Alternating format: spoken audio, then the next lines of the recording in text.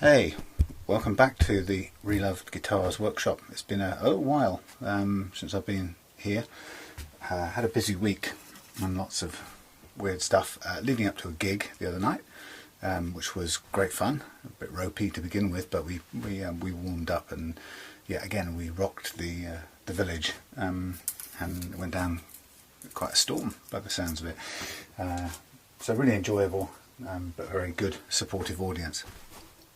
And then the next day the bass player left the band, so it's all up in the air, so it might be the last time we gigged, but it was great while it lasted.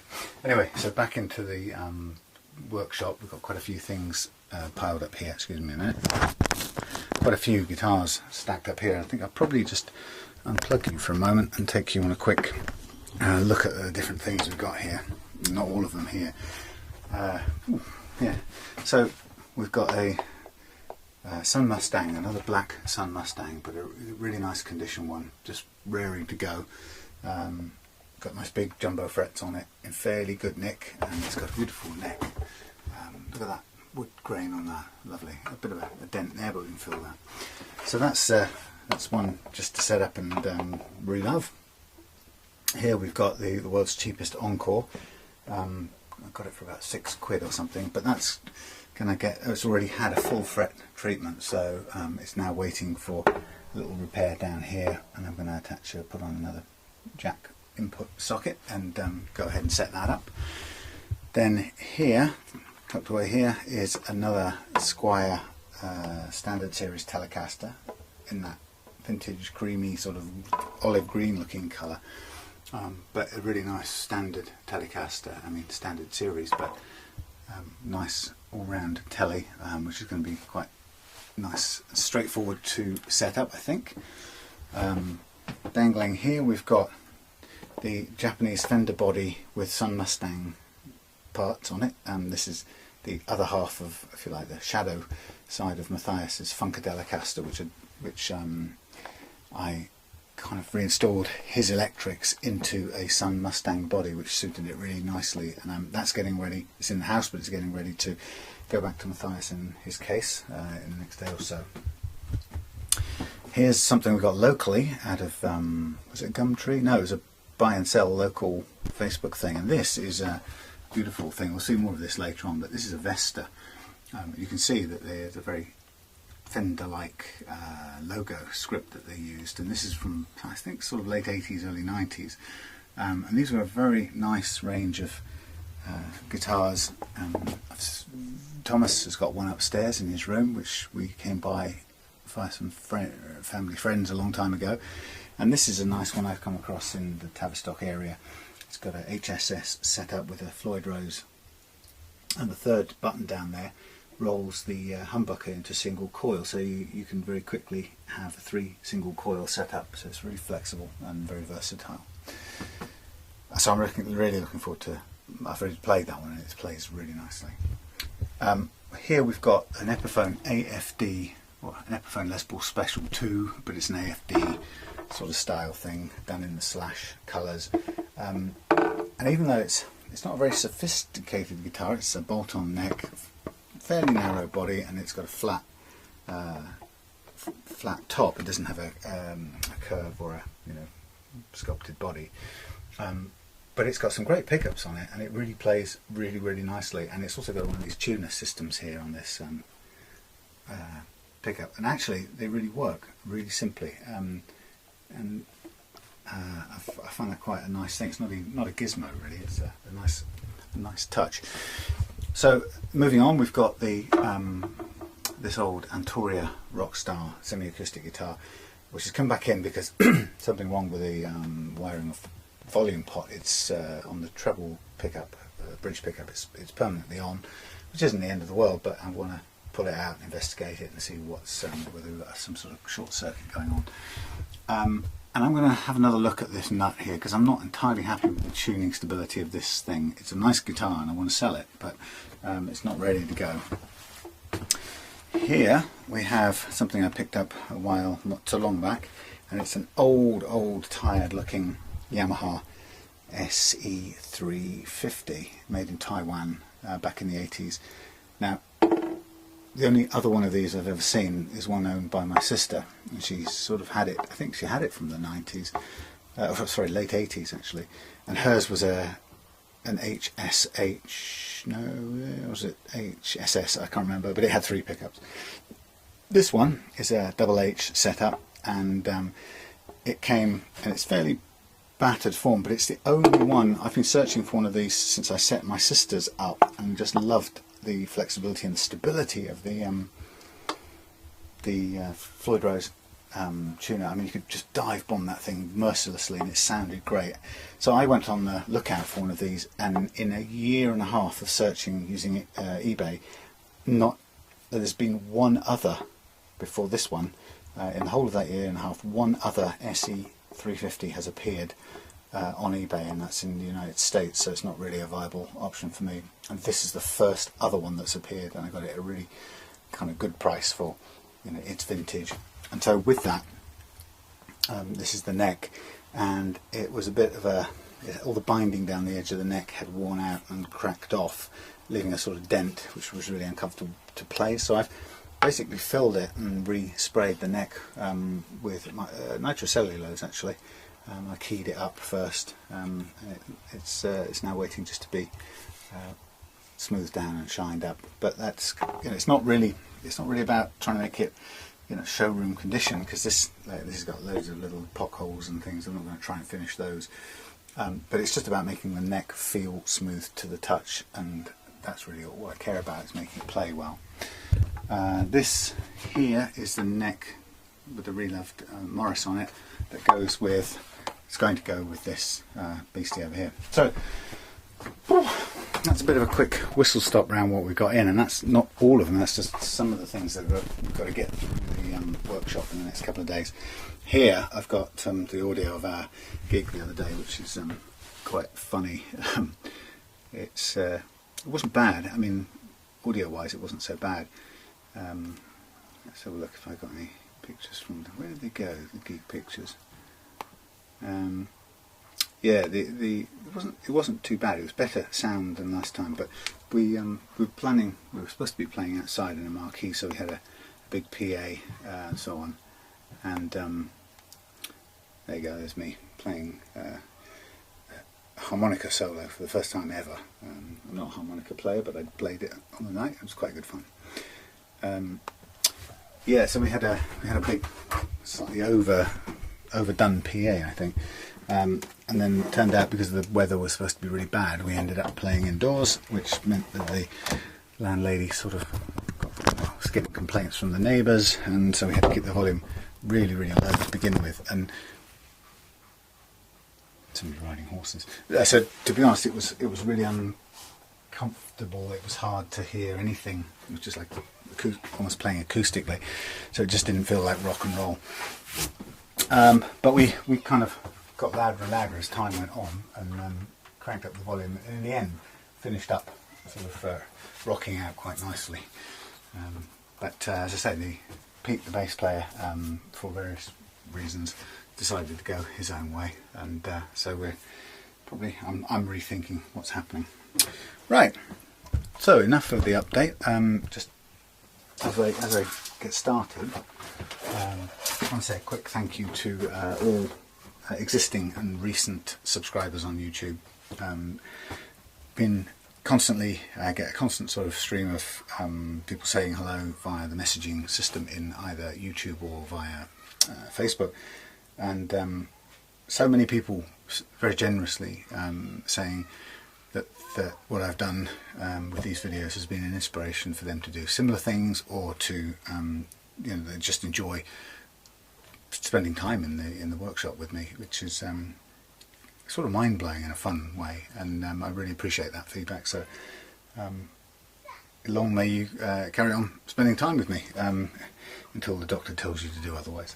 So here we have the Squier Standard Series Telecaster. Interestingly, straight away, let's have a look at what we've got here on this guitar.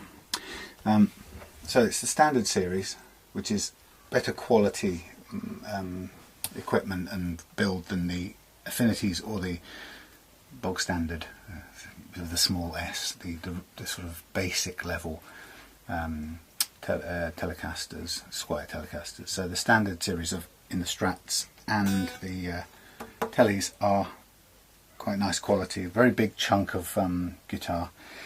This comes with the humbucker and the single coil and the bridge position, quite nicely sort of machined or very nicely finished saddle pieces. This has got a light rosewood neck, it's very light coloured, it's got a skunk stripe down the back, and the truss rod is at the top end here. So it's a nice big solid Telecaster, no surprises, and I'm pleased to say this one has no neck pocket cracks at all. There's a couple of little scuffs here and there, but they're probably clean out. So a little chip there at the bottom. It's very hard to find this colour. Sorry, that's getting a bit too close up. Yeah, so I won't really attempt to fix those. I'm going to have to leave them as is. The only downside I can see at the moment in this is that the pick guard has been slightly cut wrong down the side here, and it's just visible as a little gap, and it spoils the view for me. So I'm going to take a sort of look at that and see what it is, and maybe if necessary we'll just fill it out with a little bit of tape or something just to take away that little gap, but we'll have a look when everything's apart. So as with all of these things, the first thing I'm going to do is I'm going to do fret leveling first, and I keep having to talk myself through this because it's a different approach from how I would have done it in the earlier days of Reloved Guitars. So what I'm going to use for this will be a curved fret leveling tool, because I want to level these frets with the guitar in its set up playing position. So I want to find just a quick note, make sure it's in tune. Yeah, that's good enough. Just make sure the others are in tune.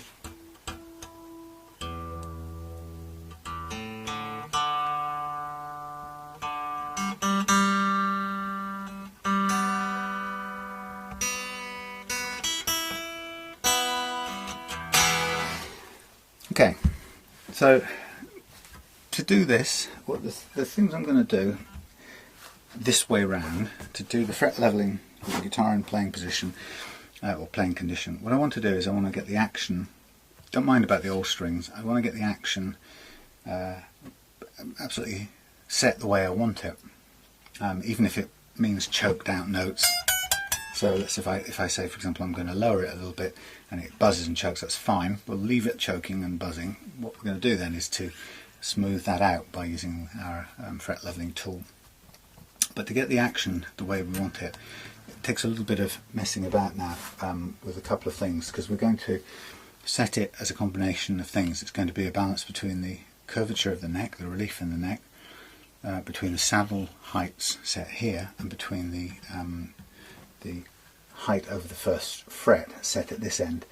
Now it's not precise at this point, because as we're going to level these frets and we're going to remove some dimples and dents up here in the frets, those frets are going to get lower, which means the height of the string over the first fret is going to get greater. So we're not ever going to get it exact at this point in time, but what we can do is get it close enough. So I'm just really going to do a little bit of checking and measuring and fine-tuning if I need to down at this end first. Well, actually that's not true, I'm sort of jumping between both ends, so if I go over here with a slightly clearer view. Okay, so often I start down at this end and I'll look at the playing action just down this end, and I'll just visually check it with my action gauge. Now this is currently standing at, I'm going to get my eyes around it, 2.5 to, it's just about on 2mm, just around 2mm, which for me is quite a lot higher than I want it. So if I were to now start by doing a sort of broad or crude adjustment to get this down closer to the 1mm that I would like as a sort of ambitious guide, and I'll tune it back up. Play the right one.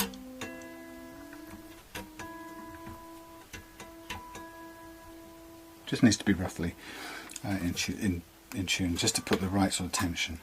Okay, so there we have 1mm, and now what I'm going to do is just make adjustments to the other ones. It'd probably be better if I had my other glasses on. So I'm going to go across the neck, adjusting each string down using the gauge here to 1mm, and that will then sort of follow the radius of the guitar as we go across.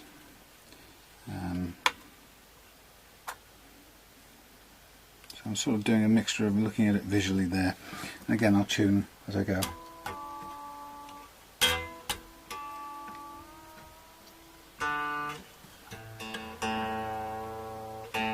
And then move to the next one. Now what we'll find in a minute is we'll discover whether or not these notes now with this new action play cleanly at all, whether they're choked out and buzzing like crazy, which are quite likely to be the case, because we've now lowered it, and as we lower the action we're going to start seeing feeling the effects of any uneven frets.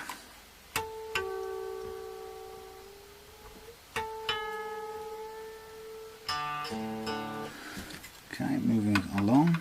Again, this isn't final, everything's just getting tweaked bit by bit.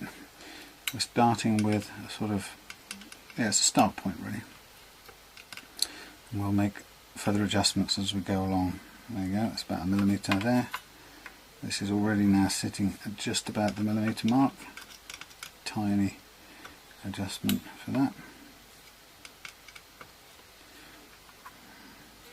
And this one is 1.5, so down a bit on there.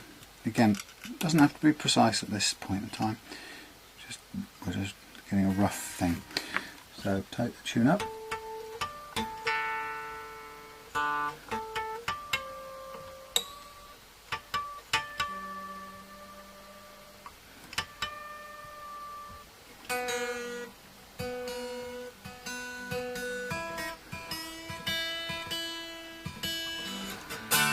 Okay, so I'm going to close my computer down because it's making a lot of fan cooling noises, which is just a bit annoying. So having first of all adjusted playing action down here very simply,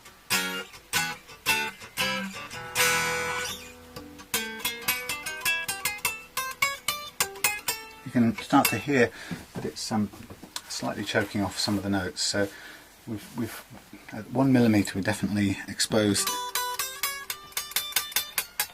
We've exposed the fret limitations of the frets. It's not bending at all. So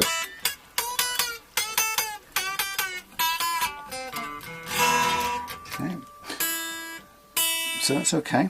We're starting with this as a target action.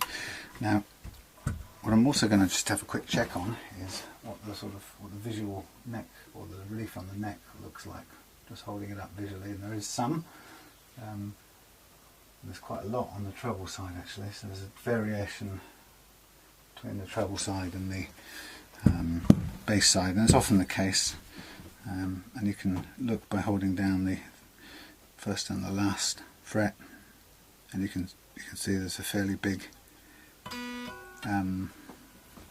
gap in the middle there, and it's probably a bit more than we want. So while I'm here, I'm going to make an adjustment to this, and to take the relief out we're going to turn it clockwise, which is looking from back to front is this way. It's quite difficult to get the purchase on it. I'm just going to, it's quite stiff there. I'm just going to give a couple of quarter or eighth turns, I would say, more like. So you can get the Allen key in cleanly. There you go. Okay, so a little bit, and I'll let that sit for a minute and see where it gets us. So we have on this guitar, we have some crimped dents here where the strings have been played, open chords have been played over the years. And most of the wear on this guitar comes, or on the frets, comes from that pressing down this end, and around about here. It's sort of mostly played around here, so it's a rhythm guitar kind of signature, if you like.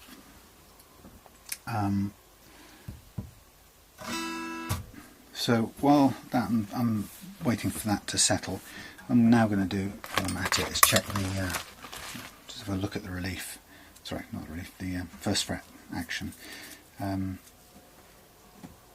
it's not even across there. In fact, it's quite uneven. So I'm going to aim to give it. Let's see if we went for a 0.25 here. So we've got lots of room there. So I think these are 10s that we've got on here, but I'll set the slots for 10s anyway, which is a sort of standard. I just measure this one. Blimey, hang on, what's that? Oh no, it's a 9. Yeah, 9 or 10. Hard to tell sometimes. Feels a bit 10ish, but I'm going to replace with 9s. Okay, so I want 0.25, and I'll just line up my files, and I'm going to go 36, 46, 26, 36, 46, 17, 13 and 10, and often I sort of skip the 10 and use the 13 twice. Okay, so at this point in time I'm looking to just I'm going to take off the bass 3 strings. This is obviously adjusting the tension on the neck slightly, so it's not hugely representative of playing state, but it's not so important right now. These string slots have had graphite put in them already by someone, so they've been kind of adjusted a bit. So I'm going to start with my D string here, my 0.26, and I'm just going to gently cut the slot a little bit deeper until we get down, and I'm going to slack it off as well, until we get down to the 0.25 action I want. Won't be long before we get there, but I can see the gap. I'm using the gauge. Sorry about that. So it's just a case of just tipping back slightly and wearing it away. Still ringing cleanly, so still got a bit more to do. And it is a case of doing this as slow as you like. Don't rush, because the worst thing you can do is overcut it, and it means you have to either use, okay, that's good enough for me, you either have to use a new nut, which isn't the end of the world, it's only 5 or 6 quid, or you have to repair it with a sort of get out of jail bicarbonate of soda and super glue tray.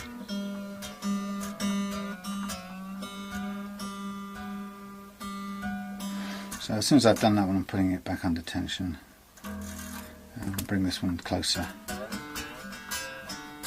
Just need enough to make sure it sits in the slot properly, but also I need it loose, just loose enough so I can push it out of the way. Then I go with my A file, just cut a bit away there. Now remember, the gap in this is going to open up as we level the frets out a little bit in a minute.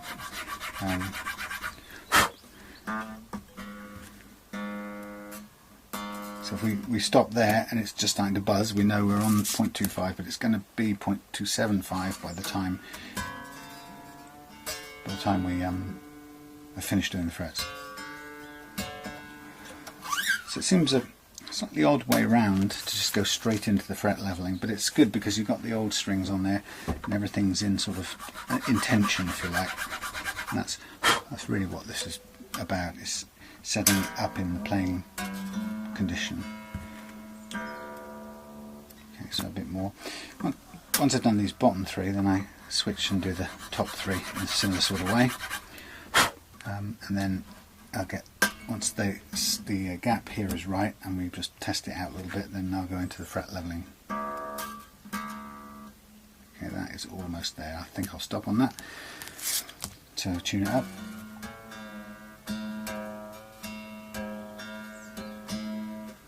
Then take off the top 3. Flip them out. So somebody's worked on this nut, and you can see it's rounded at the edges too, which is great, and it makes it much easier to play when somebody's taken the time to do that. because these can be quite sharp on these, and I think it feels like a bone nut. Yeah, they can be quite sharp, so it is always good to file them off round. Okay, so start with the G string on my 0.17, and I can see quite a lot of gap there. You can see the shadows quite a lot bigger, and that would be currently that would be affecting the intonation of the G string quite a bit, I think, making it quite hard to keep it in tune with open strings. If you fret it down this end open, it'll be sharp compared to the open strings around it. And that's one of the biggest setup problems I've come across in the year and whatever I've been practicing and doing this. Nearly there. Yeah, it's the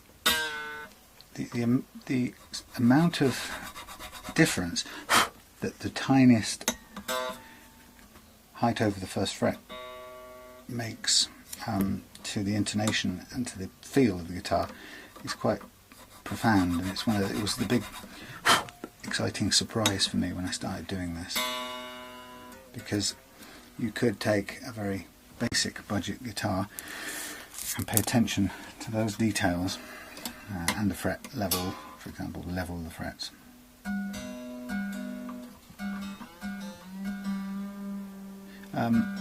And transform the way it felt to play, which is great. So these are, I can see as I'm doing this, these are quite significant dents here, so to get rid of them, we're going to take quite a relative amount off the fret in our fret leveling.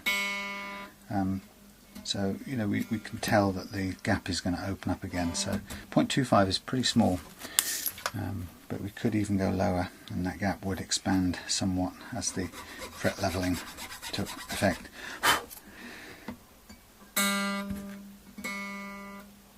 It's a very nice process, this, particularly if you're doing it on bone. I personally hate doing it on the varieties of cheap plastics you get. I find that the plastic seems to grip the files and almost like close up around them sometimes. Very close now to, there's hardly any gap at all. Just slowly, never overdoing it. Still playing cleanly, so a bit more room to go. Sometimes I move around the bit of the nut file I'm using just to use a cleaner, fresher bit of the blade. It's pretty close, but I can still see a difference in the gap. So I'll keep on keeping on.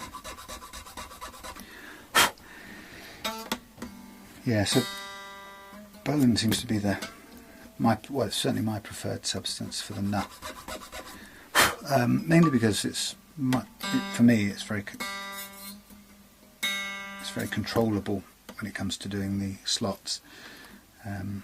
Predictable and dependable behaviour. The problem with there you go, right on. The problem with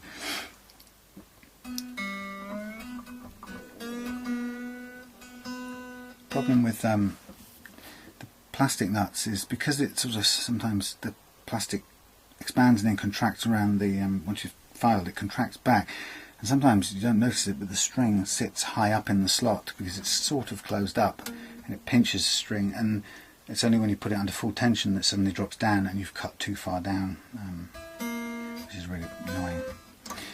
Okay, so we're on the last string here, and again there's quite a fair gap.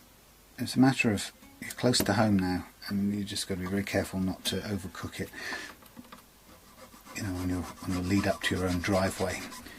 They say, well, I don't know if it's true, but the apocryphal story said that most accidents happen within a quarter of a mile of home, most car accidents, because people think they're home and dry and their kind of attention lapses then. And it's a bit like this with this doing the nut slots. You can sort of ease up on your concentration on this last one and end up stuffing the whole nut by overcutting it, and it's pretty depressing when you do that. So I sort of have to mentally tell myself to slow down, lighten up on the cuts. I'd rather take longer and get there slowly than screw up a whole nut and have to start again, or fix. We're getting very close.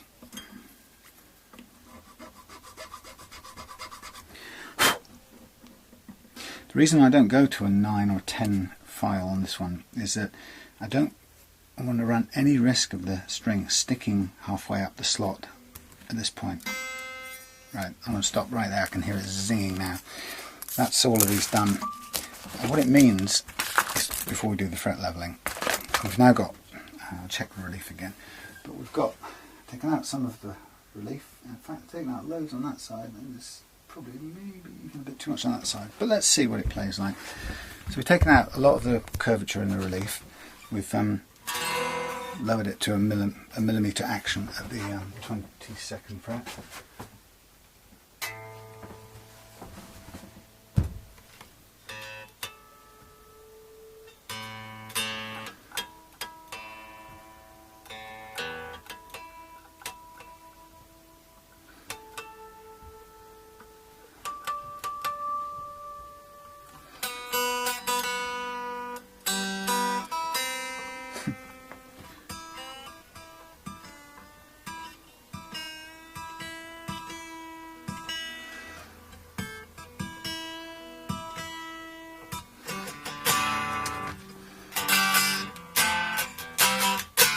Okay, so immediately we've got a very light action down here. It's lovely. It's very easy to play chords. On a millimetre action up here, it's very, very low, and so we're getting some buzzing. But that's fine, because I know that I've got to take down the whole of this to get rid of these grooves on here, and in doing so we should be able to level out these at the same time. And to do this, in the playing position, we're going to use a tool. I'm balancing this at a low part of the neck so that I can hear that it's almost having there's a minimum effect possible on the neck. I'm supporting it so it's not curving either way. There's a little bit of gravity counteracted by this support, and it tends to be a sort of pivot point around the 12th, well, around the 12th fret roughly. So here's what I do. I use a homemade tool, and this tool is it's a truss rod, and it's tunable so that you can basically turn the truss rod and deform the curve, or take it out and have no curve at all. Now what that means is I can use these three little legs to measure the amount of curvature in this neck in the playing position, or the way we want it to play, and I can basically use this tunability. First of all, I want to centre it, so I want to make sure it's equidistant in the middle. So I'm just going to mark or gauge the two halves, and we're almost there. Yep. Okay. Now what I want is I want this curved just enough so that all 3 points are touching, and if I can bend the truss rod to make sure all 3 points are touching, then I know that I've got the amount of curvature in this truss rod that matches the neck, and then I can begin the levelling. Now at the moment I can tell that it's, if I go from side to side, it's anchored here, I can feel it, and it's moving this one, but it's doing nothing to that one, so it says there's not enough curvature in this rod just yet. So I do a tiny adjustment, and straight away that then picks up, it's got enough curvature to just pick up that middle one. Probably too much, and I'm just going to go back again. That's about right. Incredibly sensitive. Okay, so once I've done that, I'm now going to do something I forgot to do. I'm going to paint the frets. And remember, shave them down with sandpaper, so it doesn't matter. So I'm just going to pull the strings off to one side, and the reason I'm doing this is I want to use this marker pen to tell me where my sandpaper has and hasn't been. So putting a marker pen on it, and it doesn't matter if I get marker on the strings because I'm going to throw them away as well. So what I don't want is put marker pen on the rosewood, which if I'm very careful I won't at this stage. Okay, so it's a little bit painstaking. Obviously you can see I'm pulling the strings out of the way to get access. There's no quicker way of doing it other than slacking all the strings off and just doing these things in one, but to be honest, in this sequence it's probably just better to zone out and do this carefully and painstakingly. And the payoff once it's done is that it helps you to keep track of where the leveling file has and hasn't reached, and you can immediately tell, very quickly tell whether you've got it tuned right, because if it cuts only the ends, you've got it too straight basically. So let me just see if I can get most of this done now. Yeah, if it starts cutting only at the ends, you've got it basically too straight, not enough curvature. And it's great because you can react on the fly with this and retune it slightly to get the matching curvature, and you've got plenty of time to do that before you do any lasting damage. You're not taking huge amounts of material off, and as you go along it's quite restrained. It's a 220 grit paper. There is a long story behind this tool. Some of you may have watched other videos I've done and may have been apparent that I did actually buy a sophisticated version of this tool made by an inventor based out of Japan, and it all went swimmingly, and I was very happy with the purchase, and it added an extra precision, a bit more precision in fact than what I'm doing now, just a little bit more, but what I'm doing now does work. But I was very happy to use that tool, and it cost me 130 quid at the time to buy it. But as has happened certainly twice now with inventors' tools, which I've taken up and praised in the Reloved workshop on videos, for example, something about taking the initiative to do that has not pleased the inventors, and I've not used the language, or maybe not used the tool the way they would want me to, and that's understandable, but curiously and weirdly, both cases the inventors have kind of gone on the assumption that even though I was a customer, that I was somehow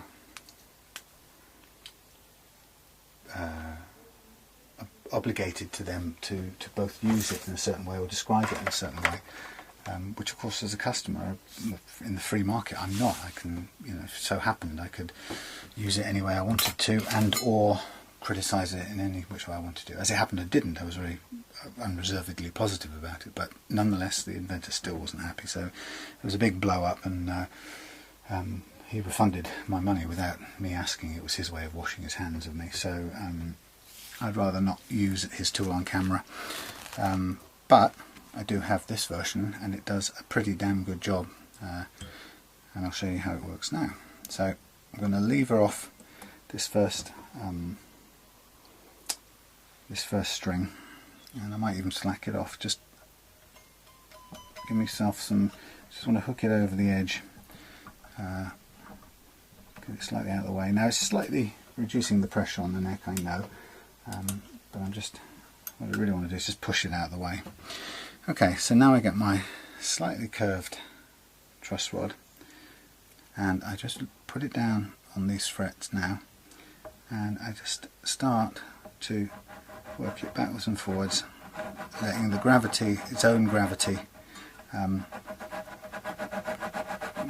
weigh on the frets, and I'm just watching straight away to see which frets are being sanded and which aren't. So I do a little bit of sanding on it, and then I stop and pull off truss rod and have a look. So what's interesting is, and this is proof that it's working, it's taking a tiny bit off all of these, which is great. So I've got the curve just about right. It's taking quite a bit off that one and quite a bit off these two here, which is telling me those are problems on this neck, which is great, and that's causing the choking that we heard earlier on. So that already indicates to me that pretty much all I need to do now is just to carry on using this lightly in this way on this strip representing the first string. Of course, I'm not just going to do directly under the first string. I've got to do the whole area of frets around, either side of it. So I'm going from the edge, right on the edge, back inwards to as far as it goes, and it bumps into the B string basically. Now, what I really want to have happen here is that I want this truss rod to gently cut away at everything until everything has had a bit taken off it. And then when that's the case, I'm then looking, have I got everything down to a level? That's the first thing. And then in doing so, have I removed the problematic pits or dents caused by the string at this end? And at the moment I can see that I haven't. There's still a slight denting there. But also I can see there's some untouched frets here, so the high spots here are preventing the truss rod getting down to the lower, or the flatter frets, if you like, or the lower frets. So it tells me I've got to keep going and take more off these high ones until we level out. And that can be quite scary, because to get down to the lowest common denominator in this setup, it does mean you have to take, sometimes you have to take quite a bit off the highest frets.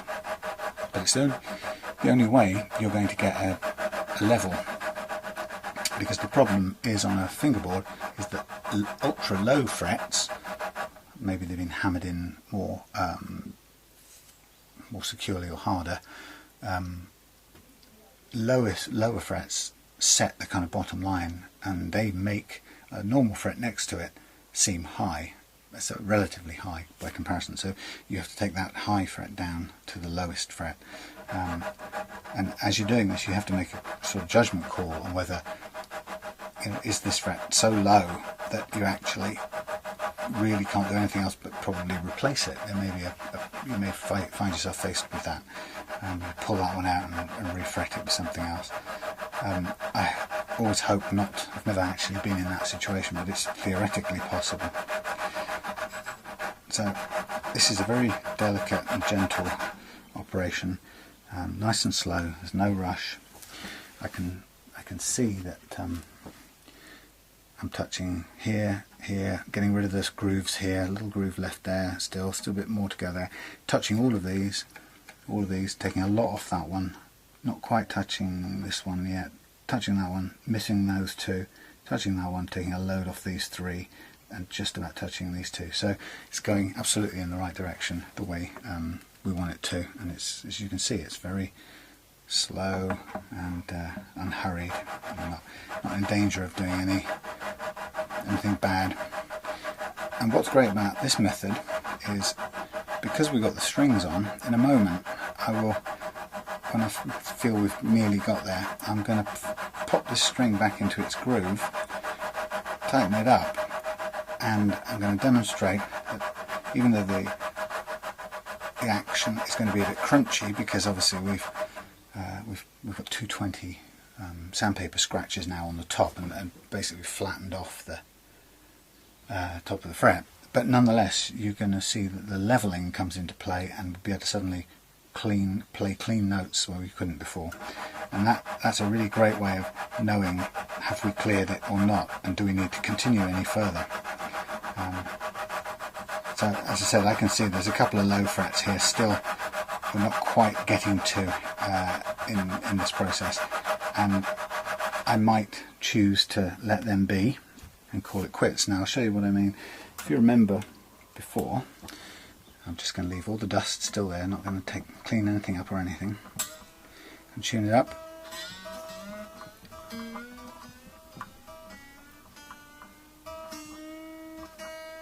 Always half expecting it to break. These are old strings and they're being put under stress now.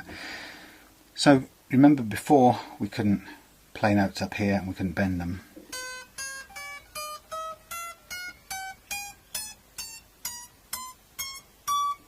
almost perfect. There's still a tiny little bit of sizzle up there. That's the notes freed up. If you can still see now, even better, the place we've taken the metal off. But now, obviously I can't go too far because I haven't leveled all that over here yet, but we're starting to get bends back out of it now. So this is growing absolutely brilliantly, just how I want it. So I'm going to leave this one in tension. I'm going to now slack off the B, and I'm going to shove that out the way as far as I can in both directions.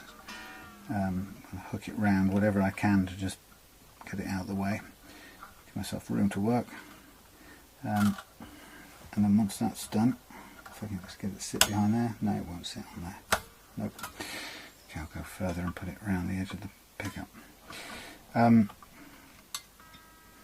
Yeah, so we're just now going to walk our way across the whole neck, doing the same thing in strips. This is again a bit crude, pushing this right out of the way. It's not good for the string, but we're going to ditch these strings anyway, so that's not a problem.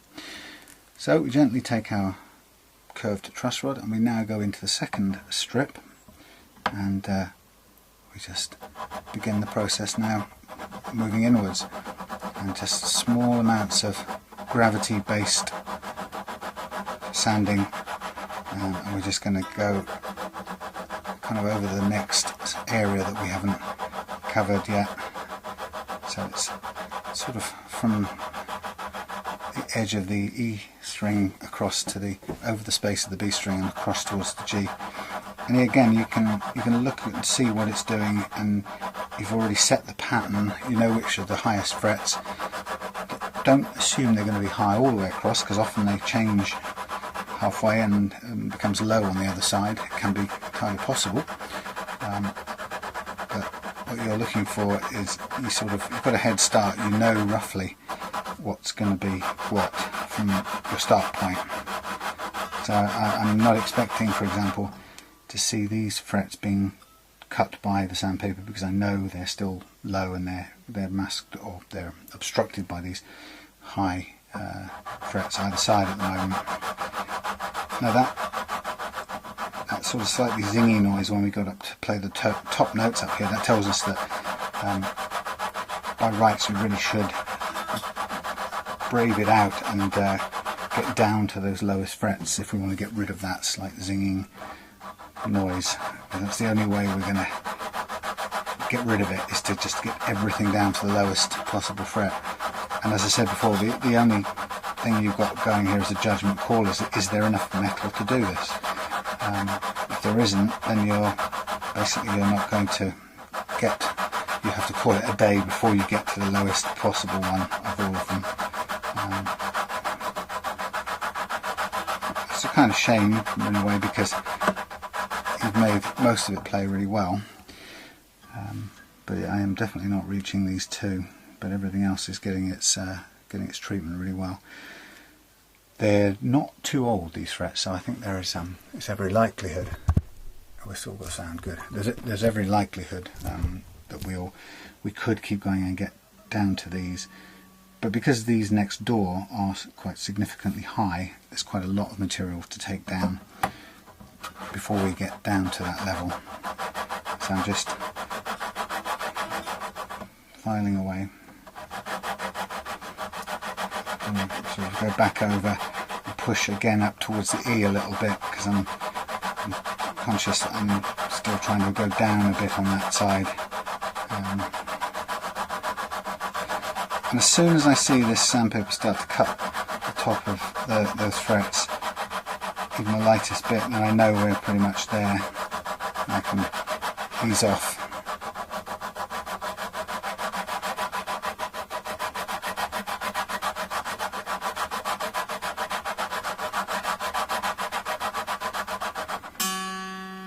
Almost there.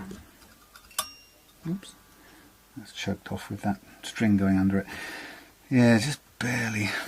See, if we get a fret rocker out at this point, we'll probably find most of the frets up to this point are nicely level, and then you'll find either side of this one there'll be a drop down there. very slight, but it's there. So again, we can keep going. The two ways of checking it, using the fret rocker and also by tightening the strings up and to seeing how the notes play and is there any bend or is it choking or whatever. There are a couple of ways we can just test to see that we're heading in the right direction and we're getting the playability we want out of it. As I say before, I can see that there's a lot of material having to come off this end to get to the lowest frets here. As to why some of them can be so low, I honestly don't know. Maybe it's just they are literally sort of hammered in more firmly than anything else, possibly.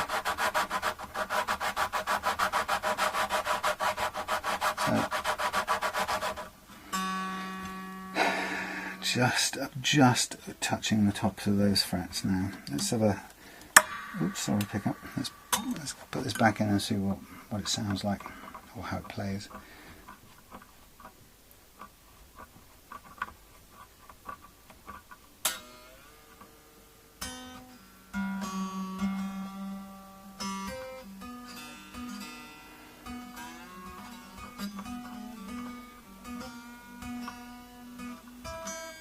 Okay, so let's just try the notes.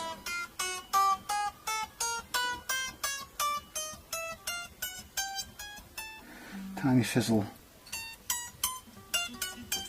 Yeah, a little bit of fizzle at this top end here still on both these frets. I'm just going to slacken off this one. I'm going to give it a little bit more over both those areas. It's particularly important, obviously, on the treble strings, because that's where you're going to be wanting to play lead guitar and make those notes sound out. So I'm pulling two strings out of the way now for this, just to really get this last run on here. And in a minute I'll save you the boredom of this, and I'm going to switch off and come back when I've done all of these, but you can see, get the picture of what I'm doing. Nice thing about this tool that I'm using is it cost me nothing, because it came out of a dead affinity strap neck. I just pulled the truss rod out, and as a result I just put some sandpaper on the bottom, and that's your uncle. So I can see that I'm getting quite a bit of build-up. It's these top frets here that are a significant problem. So I think we're probably getting close to ironing them out. So let's tighten these back up. Again, don't worry about the condition of the strings here now, because we're going to bin them shortly once they've done their job.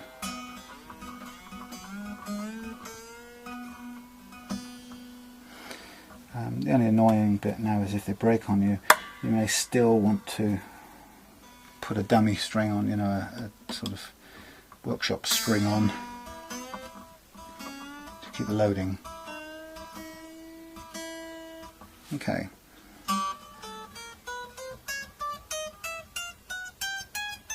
Not bad. That's it. That's good. Okay, so you can see the principle. We've got nearly half of the frets done, and we've leveled them now. We've cleared up the slot grooves down this end as a sort of byproduct of what we're doing in the leveling process, but more importantly you can see a lot of leveling going on up here, which is clearing the major congestion that was causing choking of all of those notes, so that when we've finished all of this you'll be able to bend notes on this guitar where it wasn't possible. All of this on a 1mm action, which is absolutely low as you can imagine. Okay, so I'm just going to switch off on the video and save you the grief, and I'll try and find a way of, actually I can just pull this that way with a piece of my famous green garden stuff, because that's what it's useful for. As soon as I can tie the string back, save me having to pull it all the way off to the side. So that's quite good. It just gives me just gets the thing out of the way, allows me to get on with it. And I can do off to this side as well, and get another piece and do the same on the other side. So this is a very different approach from my first ways of doing it, where I was using a fret leveling file and putting the neck into a flat, relaxed position.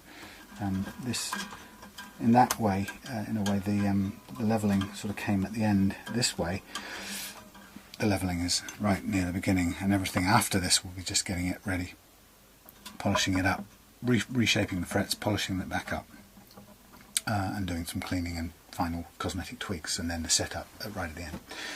So I'm going to switch off now. You see the principle. I'm going to get all this done, and I'll come back when I'm ready for the next part of the process.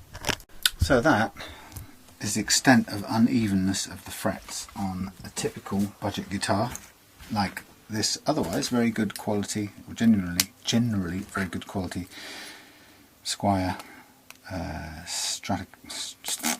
Telecaster Standard Series by Fender, made by Fender. Come on, little bug, off you go. Yeah, you can see how much materials had to be taken off a couple of these frets in order to get these frets level, so you can choose the action you have the guitar play at instead of being dictated to by those frets. Okay, so having done that, now I'm going to remove bugger. Okay, I've left the fret winder, the string winder somewhere else. Took it to a gig, didn't I? So I've left it in my guitar case. Anyway, so I'm going to manually remove these strings now, because now is the time to get under here and reshape these frets, get them ready for polishing up. And in a way, this is probably the hardest part of the process, getting this bit right, and it's probably the bit that makes the most difference of all, because once you've got leveled frets, you are on a really good footing for doing the setup. And it's why I've never been bothered trying to do a guitar setup without leveling the frets, because I mean, I know people like guitar techs, luthiers, shops, or whatever, charge something like 30 or 40 quid for doing a setup, where they may adjust the saddles, they may tweak the relief in the neck, they may change some strings, and they may oil it or whatever, but you're not essentially, or you're not fundamentally going to change much about the playing action of this thing unless you address these underlying frets, like I've just done there. So after having done this a few times, it just struck me that I just realised I wasn't even going to bother offering setups without doing the fret leveling. So that's the way it's always been from the outset. And I've noticed that often the guitar techs will price a setup around about £35 or £40, and then they will provide a separate quote or price scheme, or whatever you call it, for the fret dressing, as it's called, which is the leveling of the frets and repolishing. So they tend to be priced by most people as separate jobs, and together what I do here probably tends to come up to about 150, anything up to 150 quid, and I just basically do it all in one go. For that reason, there doesn't seem to be a point in trying to do it separately. Because how can you set a guitar up if the action is constrained by the underlying uneven frets? And I guess some people people who haven't taken the time or done this work possibly could be forgiven for not believing or not thinking that every single guitar has uneven frets. It's probably, they probably assume that an expensive guitar or a few £100 guitar will have those details taken care of, but in fact they don't. So, or the vast majority don't. So, I've got this string caught in my jumper now. It's going to ruin it. Anyway, come on, sucker. Yeah, so that's why I do it all in one. I'm just going to brush off the bulk of this dust first, and then give it a quick rub down. In fact, I'll use some naphtha on this. There's been a lot of interest along the way in this stuff that I call naphtha. Like most people, when I started doing this, I began with using some lighter fluid. That's what people said to get. So you go down and you buy Swan lighter fluid, and it's bloody expensive, and you just get through it. Nobody's business. And then you start looking for kind of bigger quantities, and eventually I found a chemical supplier on eBay and bought some 5 litres of naphtha from them, and that lasted me for quite a long time, as you could imagine. And then eventually that ran out, and I went off searching for my next fix of naphtha, and of course typically it was no longer available commercially. I don't know whether some law came in that forbid its sale or something like that, who knows, but anyhow, it just meant I could no longer buy it. So I had to research as sort of hard as I could to find an alternative, and I was assured by various different sources in the end that the nearest thing that was currently commercially available, or publicly available should we say, to the consumer market was something called petroleum ether, which this is it. And the chemical makeup appears to say that it's identical in all respects to naphtha, which itself is just a sort of generic name for a type of petroleum, you know, whatever's distillates or something. But anyway, so the minute you start looking, you find it's almost impossible to define what naphtha actually is. So anyway, I bought this stuff, and what's certain about it is that it actually behaves differently from the stuff I had before. It evaporates much quicker, and it has a sort of feel of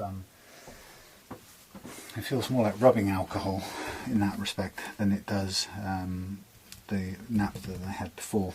So quite interesting to sort of go on the basis of sort of trusting that it is the same, or it's the same stuff in that it's inert and doesn't harm the finish, nitrocellulose or polyurethane finish. And so far, this appears to be the case. But it's very weird when you don't know exactly what the chemical is, and you're trying to figure out how you're going to source it. From a consumer standpoint, it's quite difficult. So I've had quite a lot of people along the way on different comments on YouTube and stuff been asking me what I use and where I got it, because they're obviously experiencing a similar difficulty in getting hold of it, or knowing what to use and getting hold of it. Okay, so this is quite difficult to get out because it's got a big, deep humbucker. So I'm just lifting it out far enough. It's quite neatly arranged. I don't know if you can see in there. I just want to get it out far enough to get it clean under here. You can see the difference in colour. It's gone from a sort of buttermilk colour, original colour, over the years to this sort of olivey, almost green, what it becomes over time. So it's quite amazing to see the natural weathering change, or the effect of sunlight and aging. So I'm just really getting under there to give it a clean up. No reason why not to.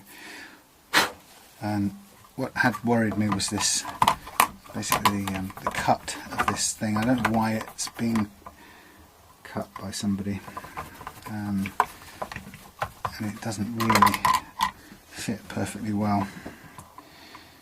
I'm just trying to think if there's any value in. I could put a tiny bit of tape under there which will fold upwards. I don't want it to be messy. We shall see. Anyway, so that was just a sort of look under the bonnet. what I want to do is, let's see if I can do this. What I want to do after this is I'm going to screw this back on.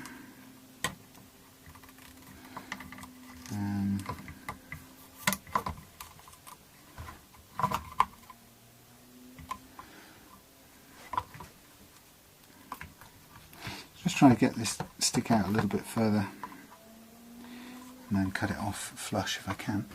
Yeah, so I'm going to, next job is to reprofile these frets because they're now flattened off after having done the fret leveling. So to reprofile them means to reshape them so that they're a nice smooth dome shape as opposed to what they currently are, which is flattened off, because we had to take quite a lot of material off the frets to level them. Really is quite an extreme amount of work had to be done to make them work, to make them level. Okay, so I'm just going to press that in there for now, and I'm hoping that it will just sort of fill the gap a tiny bit more. Okay, nah, not really.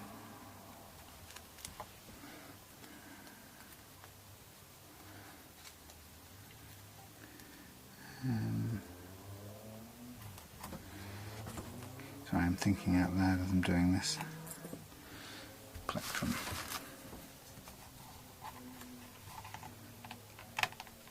So I was just having a look at a video filmmaker came to our gig the other night and made a video. So I was just looking at the output that he made.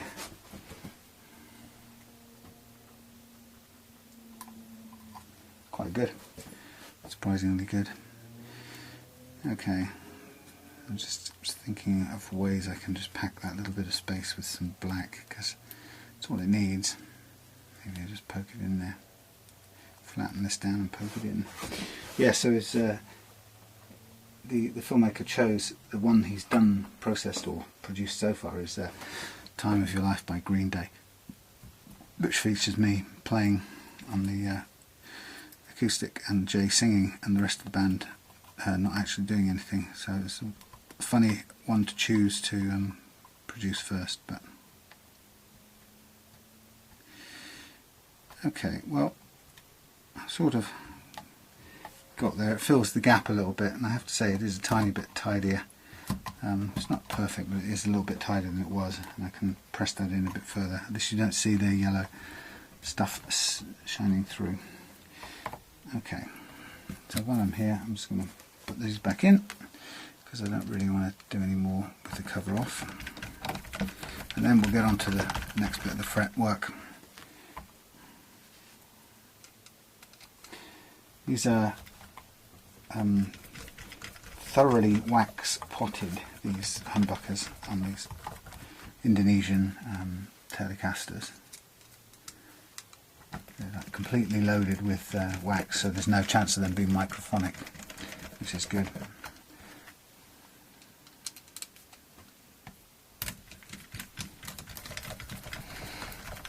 Okay, nearly there. So for the next part of it, the reprofiling, I'm going to use some marker pen to guide the let us know when we've achieved the correct result, and I'm going to put marker pen on every one of the frets before we do the next bit. But the nice thing about leaving the neck on, although in some ways it would be more simpler to take the neck off to work on, leaving it on means we're doing everything in the sort of playing position, which means we can, once we've done the resurfacing the frets, we can pretty much put the strings on and get it almost into playing condition straight away, which is nice. Right, so we take the marker pen and go over the top of the frets again, once again being very careful not to go onto the rosewood. So it's takes a bit of concentration. I think it's time for a cup of tea in a minute. Now these frets are medium jumbo, they're not the widest, so I'm going to use one side of my Stumac fret crowning file. It's a diamond coated file which is quite expensive, but it's really effective. Now this marker pen here will allow me to reshape the fret, and it'll take the edges off the flat area and it will gradually round it in towards the centre, and it will aim to leave a thin strip of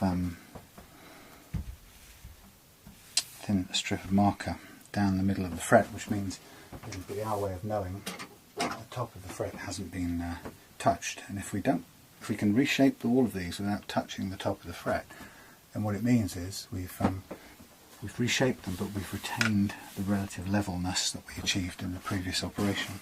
And that's what we're aiming to do. So I get the medium side of it, and I just put it's a concave file, so I put it on here and start working it backwards and forwards. And what it's doing is it's taking off the sharp edges and leaving this strip of black down the middle, and I can work it side to side just to take away more and more of that edge, so that the strip gets thinner and thinner, but I want to stop before I take away the strip altogether. I want to leave the thinnest possible whisker of black mark down the middle, and that's fine. So that's reshaped that fret beautifully, and then I'm going to do the same for all of these. After that, when I come to do the polishing, I'm going to then go through the process of masking off the whole of this neck so that none of the fingerboard gets sandpapered in the next stage. So, given that I've taken so much material off these frets to get them level, this part of the process will probably take a fair bit of time. Just have to keep on sort of working over the bits that need the most attention. And one or two frets will be quick because there's hardly any flattening done, and some, particularly those up there, will take quite a bit of working on.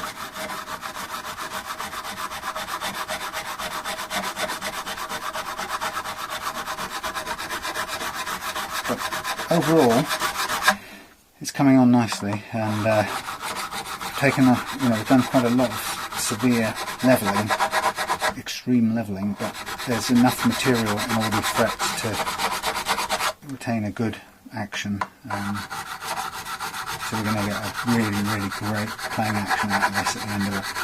Now, if we do encounter any buzzes at all of any kind, we are starting at an incredibly low 1mm, and most people would never play the guitar at 1mm at the 22nd fret, so I would be very happy to play it at 1.5mm, which would give us plenty of leeway to cure any potential residual buzzes, but I don't think we're even going to get any, because I think this is a pretty accurate levelling, this one.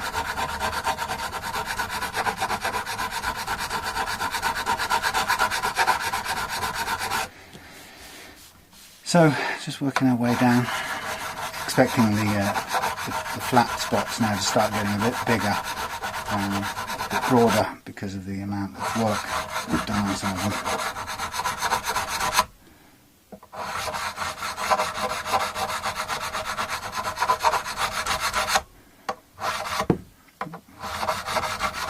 So there's the low ones that hardly got touched at all, so they shine up just very quickly. And now we're going to get on to the harder work ones.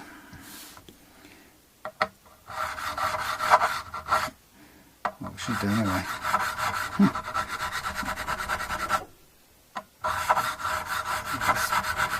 Making a liar out of me. Not as much as I thought, or not as flattened as I thought actually. These last three are a bit more work involved, but not much. Better than I thought actually.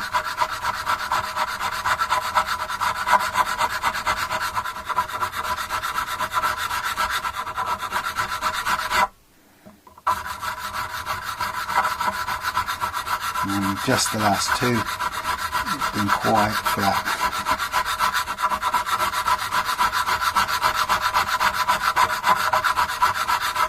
Again, making some dust here which we'll need to wipe off, brush off in a minute. So that's rounded that off. It's taken a bit of work to do it, and the same with this last one. And having done it, we're all set to go for the polishing. Hello, Mr. Moth. Wow, I can see his reflective eyes. That's amazing.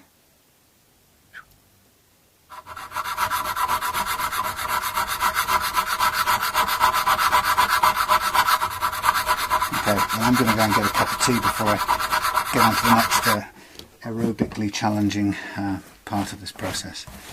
Okay, and actually the next part is putting masking tape on it, but I won't bore you with that. I'll just suddenly show it all masked off, because you can use your brains to imagine how that happens. Okay, by a miracle of fast forwarding, you can now see that the neck is all covered up in masking tape, and the guitar is ready to be polished, or the frets are ready to be polished. And I'm going to do it with start with a 600 grit paper, then move to 1200, followed by a micro-mesh set, which is a pretty wide-ranging set, all the way from 1500 grit right the way through to 12,000. So I'm just getting this set up so I'm comfortable, moving things out of the way that don't need to be there. Okay, so having protected the entire fingerboard and also some of the paintwork on here where the sandpaper might just catch, I'm now going to do the polishing part of it, and to do that I'm going to start with 600 and work from there. And I'm going to use my fingers to begin with. I'm just going to get myself in a comfortable position where I can get the best reach. Okay, so this is a bit noisy, I'm afraid. So here we have 600 grit paper, and I'm just going to go over the top of it, let my fingers roll up and down over the fret, so that we keep a round profile.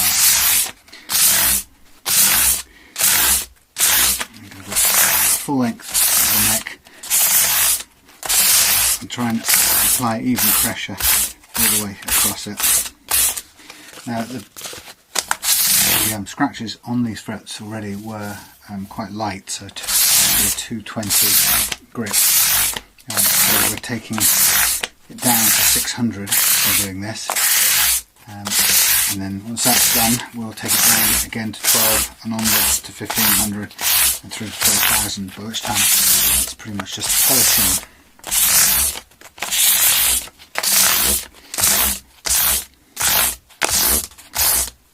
So it wears the paper out fairly quickly, so I'm just watching to see the scratches on the crowns of these frets, and that's what I'm wanting to wear away and replace with finer and finer scratches.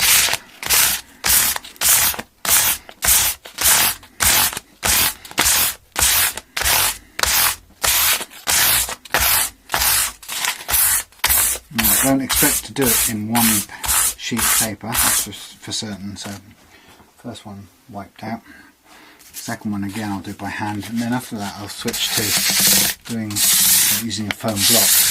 It'll give me a bit of a break on my fingers so I don't end up getting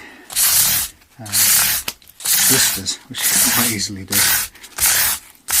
But I'm all the time here I'm looking at the top of the frets and looking for the little scratches. I don't want to leave any of those little scratches in, because they are what it will make the fret bending crunchy and scratchy and very unpleasant. So this is a very critical stage of the playability. Also, you have to bear in mind that your last fret in the sequence is almost always overlooked. So give it a bit of extra care and attention to make sure it gets shiny.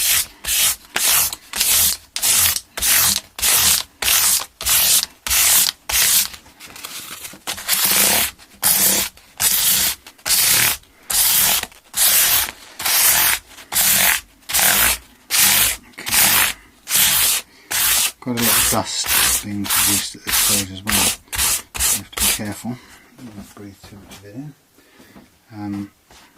What you can do is if it builds up, you can always just brush it off low down, get the bucket out of the way. So I'm now going to keep on with the 600, but I'm going to switch to using this shaped foam block so that I can just sort of run it up and down like this. A bit noisier.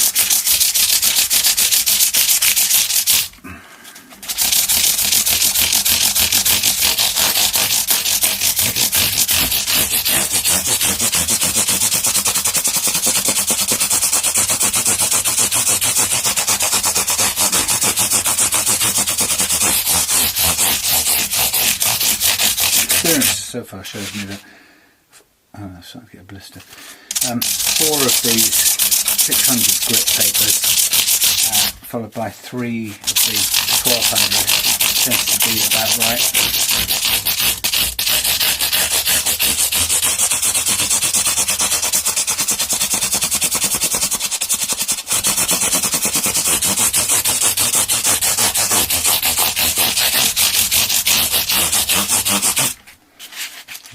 One more on there.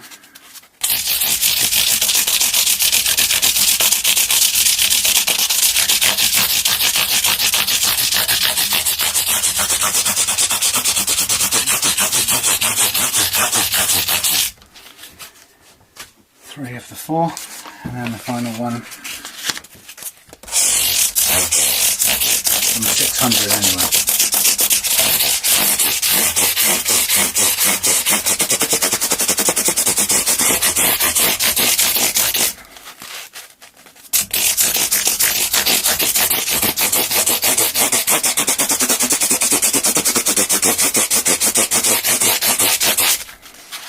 Okay.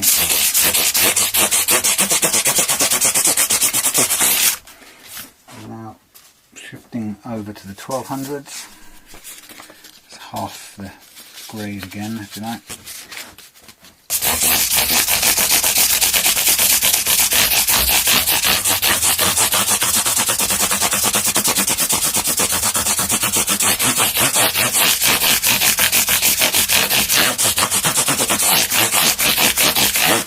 See a lot of dust building up on the body down here, but again we can naphtha that off as we get closer to finishing.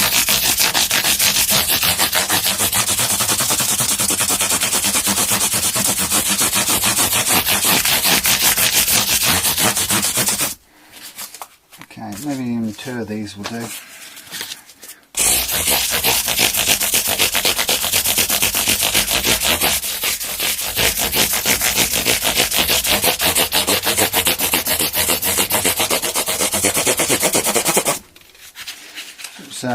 Our gig on Sunday was great fun. It was a bit ragged in the first half,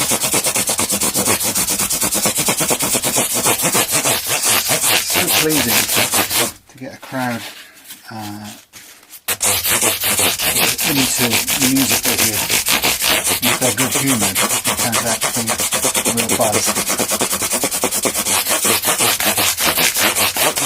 And I got to play out with a version of Comfortably Numb, which wasn't exactly majestic in the lead up to it because we didn't do a very full job on it. It's not an easy song to play, but it sort of was used as a vehicle to get to the solos and play those. So by the time we got there, it did sound pretty big and pretty good.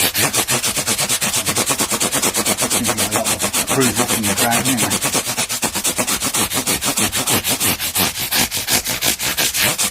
Okay, so now we're on to the micro mesh, and we're on the 1500 grade.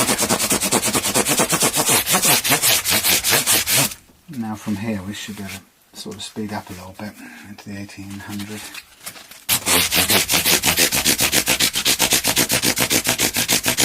I'm going to take these tuners off to give this headstock a clean. It's a little bit tacky at the moment.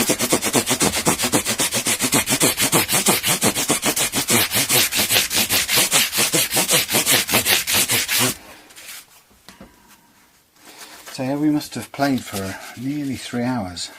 What with sort of ended up with a lot of audience participation, sing along, kind of almost karaoke. Great fun. Being a backing band for karaoke people. And then encores. Yeah, very good. Nearly 3 hours, I think, playing. Which is quite something for your second gig. Second only gig.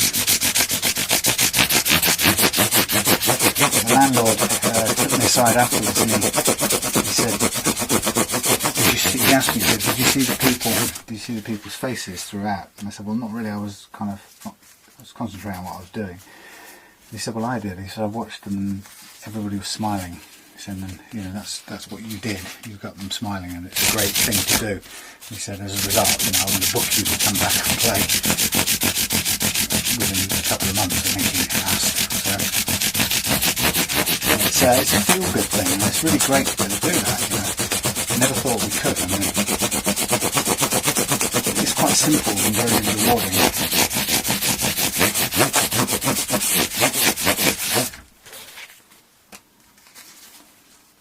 It's just a matter of picking up upbeat songs that everybody knows and loves.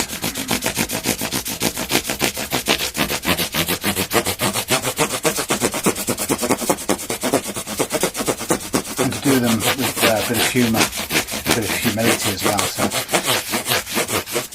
one thing that we weren't is kind of egotistical. So it was not about us posing or thinking we were shit hot or, you know, box dollars. It's just about having fun.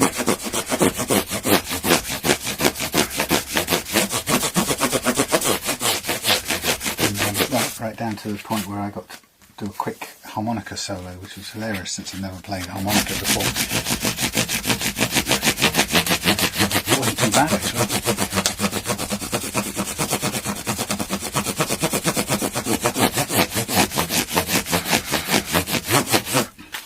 So the painstaking polishing work is almost complete, and we then get down to the unwrapping, which is very nice. So before I do that, I might just do the sort out the headstock while we're at it. Okay, so that's the Micromesh series papers done, and I'm missing a small thingy, this thing that's called a adjustable spanner, but it's in here. That's where it is.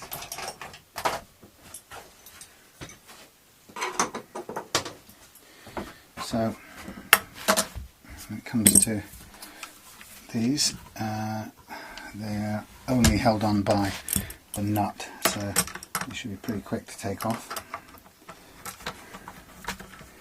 And I'll just give it a sort of an all over polish up, because it's just a bit grubby and it's got some stains of some kind on it. Plus the fact these things aren't very tight anyway, a bit crackly. So it's a good opportunity to take them off, clean them up, put them back on again tighter. Yeah, so having had a great time entertaining the crowd on our second ever gig, then it sort of stopped pretty much straight after that, as a bass player decided he wanted to move on to other things. I think part of the trouble was that our singer has not been around much with personal life challenges and stuff, so we just literally haven't had any rehearsal time with him, so it's kind of like dropping in and playing once every 2 or 3 months. And the time we see him is a gig time, which is a bit not so good. I mean, despite the fact that we pulled it off, it's still not ideal. So I think Pete, the bass player, probably wasn't feeling very optimistic about the future if it carried on that way, which is a fair point. Still, okay, we've got 2 string trees here which I'm going to take off, just so I can get a level cleaning done here. both these string trees are the same height, little bushing thing, so this is the wrong screwdriver head.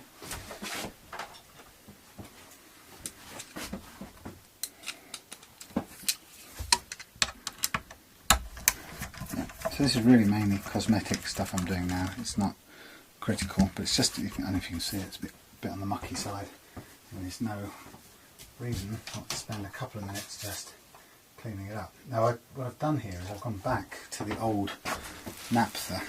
I had a bit left over of the original naphtha, and it's funny because it doesn't evaporate any way like the new stuff does, so it's sort of got a much more of a, I don't know how to describe it, greasy, you know. Yeah, it just doesn't evaporate the same way.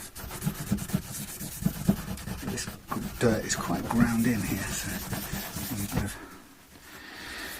elbow grease to remove it.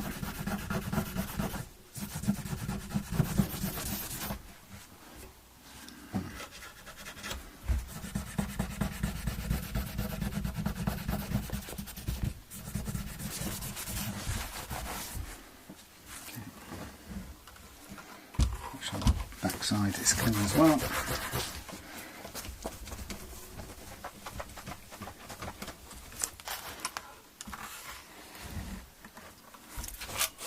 lot of dust around here, so I'll get some of that off again.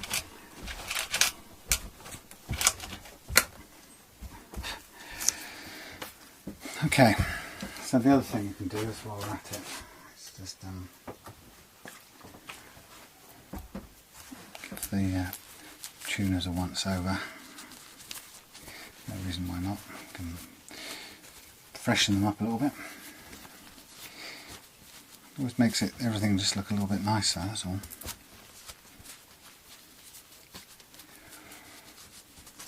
There we go.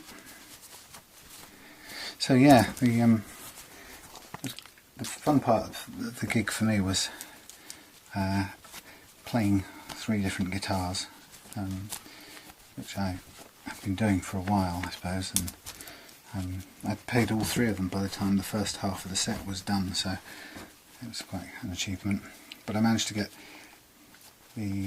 all my leads sort of set up a bit sensibly, and I don't have an exotic effects rack or unit or anything, and I really still haven't worked out much in the way of sequence of program things, you know, different sound patches or banks or anything like that. So most of the time I think I use almost entirely clean sounds or modelled sounds on the amp. I think there's 1 or 2 songs that I ventured into the Zoom G3 pedal to try and use a couple of settings on there, and I think they're literally 3 or 4 songs, and I mainly use it for a wah sound and the lead guitar sound for Comfortably Numb, and that's about all I use the pedal for, because to be honest I've not really found a good enough sound out of it. I don't think you can't beat clean or modelled sounds directly out of the amp. Everything else when you go through an effects pedal, to my mind, sounds a bit sort of strained or sieved or thin or something. It's not nice. So I tend to err on the side of just clean or modelled, which is, you know, you get a nice, on the Roland ATQ thing, you get some nice crunchy sort of classic crunch sounds from the onboard modelling, and to me that I'd much rather play with that than sort of shoving on loads of distortion or overdrive on a rack of effects.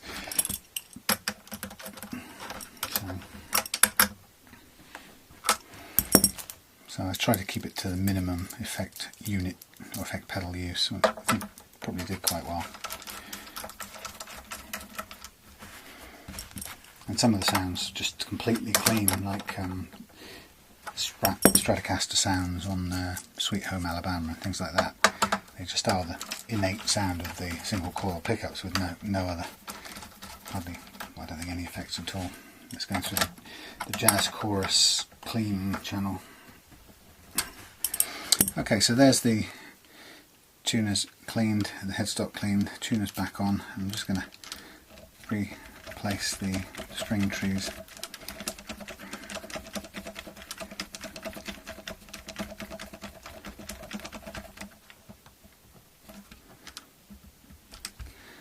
And then we'll be ready to take off all the masking tape, and then basically it'll be time to put some strings on and start putting it together for real. Okay, so I'm just going to pull off this stuff. Now this is low tack masking tape finally. I paid extra for it, but it does come off a hell of a lot easier, and it doesn't leave gluey residue, which the other stuff has been doing for the last few weeks. It's giving me untold extra hours of cleaning up, which could well do without. So it's always good to have a bit of thumbnail available for this, and it does leave sometimes a little bit of glue, but not much. So turn it over, and then we're into getting the tabs off here, and I just sort of pull them apart like this, and then we'll flip it over and just pull them all off. But it is so much easier with the light low tack stuff.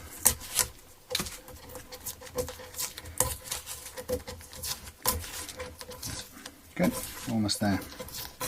So we should hopefully finish this one tonight.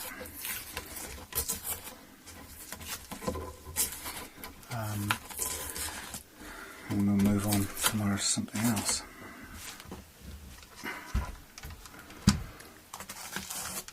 So off it comes. Our frets beautifully levelled. We'll give this another going over with naphtha, and then I'm going to oil the rosewood, and then we'll kind of go home straight then. We head down for restringing and basically intonation setting, because we've got everything else done. That's the kind of beauty of doing it this way round, is we get all of the action stuff done at the beginning, and then level to that predefined action. So by the time we've done the fret leveling, the whole thing's ready to pretty much string up and go.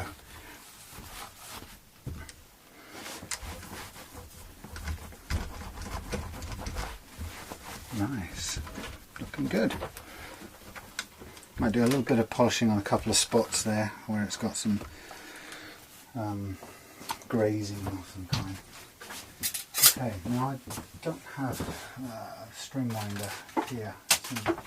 It's in the house.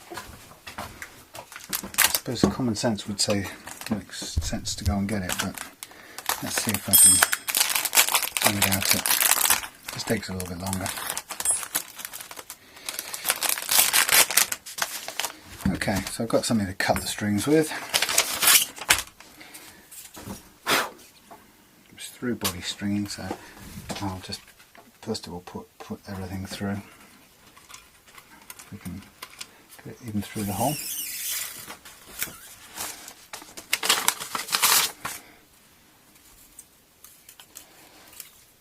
This is the third one of these I've had now. One of them went to Jack in Bristol, and another one went to I've forgotten the chap's name. Blimey. The guy bought the one that I stripped, really half stripped when I got it, but I finished the stripping down to plain wood, and then true oiled it, and that one's sold. And this one will be probably slightly better finish than the others, or tidier finish to start with. But yeah, I like the Standard Series. I had quite a few of the Stratocasters, and they are a really good Squier platform, well worth having. Considerably better than the ordinary Squier Strats, or the Affinities, or the Bullets for that matter.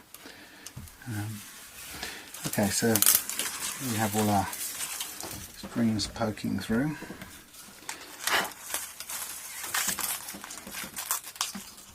Yeah, it's just going to be a bit of arm force twisting. So make sure that thing's all the way through. Thread it through, pull it back about a fret's worth, and then I'm going to tighten it up with the held string over the top of the loose string the first time it goes round, and then as it comes round the second time I'm going to hoik up the loose string and push the held string underneath the free loose string, so it goes one over and one under, or possibly two under depending on how much winding on you've got. And then that's that. And on to the next one. What we can do is just cut that off right there.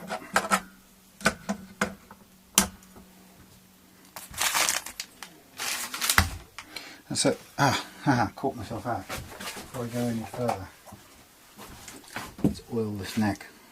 Duh. Forgot about that. It's looking pretty dry. So let me just slack this off, chop it off to one side, and get some lemon oil on there. It's a light rosewood anyway, so it's not going to go very dark, but it'll just make it look a little bit healthier than it did.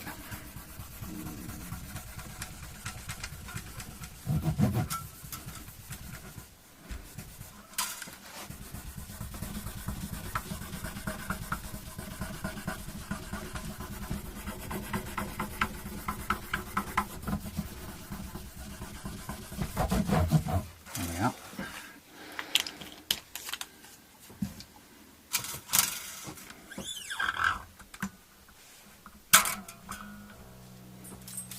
Okay, on to the next one.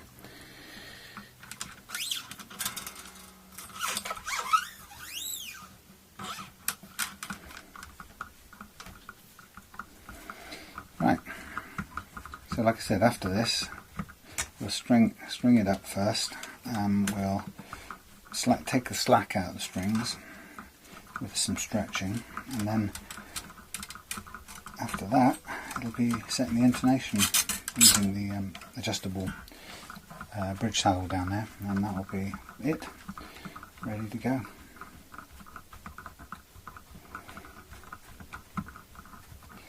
Okay, so it's a little bit slower than doing it with a string winder. It's not impossible. Also, I'm not cutting it exactly down right to the lowest point, but it's not too bad. Yeah, so the question now for me is, what next, music-wise? It's been really great to have the experience. A year ago or whatever, I wouldn't have even stood up in front of people and played the guitar, far less sang a song or played lead guitar breaks. So it's a lot of progress, and I want to do some more of it. So the question is, what next?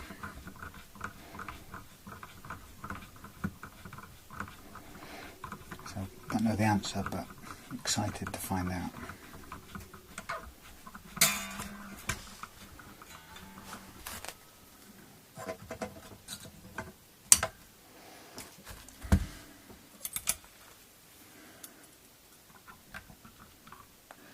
I think the nice thing about what I learned from doing these first couple of gigs is that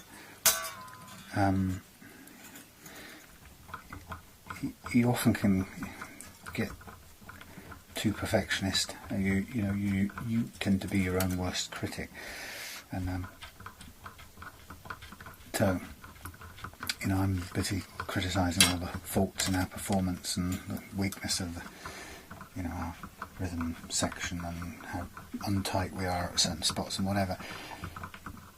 And it's all too easy to forget about what the audience experiences, and if they're having a good night out and it's fun and they're singing along, they're not getting tied up in all of that prima donna stuff or perfectionism stuff. They're just having a good time, and it's really worth remembering that, because it's really about what they're experiencing as much as anything.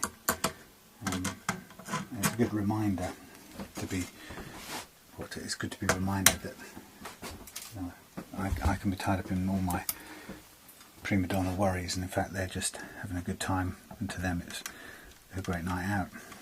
And I think it's really humbling is the word, but yes, sort of brings you down to earth, and it's really good.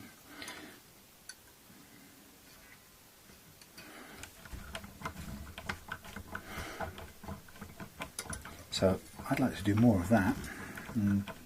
Not, oh Christ, that's why it's not cut short enough.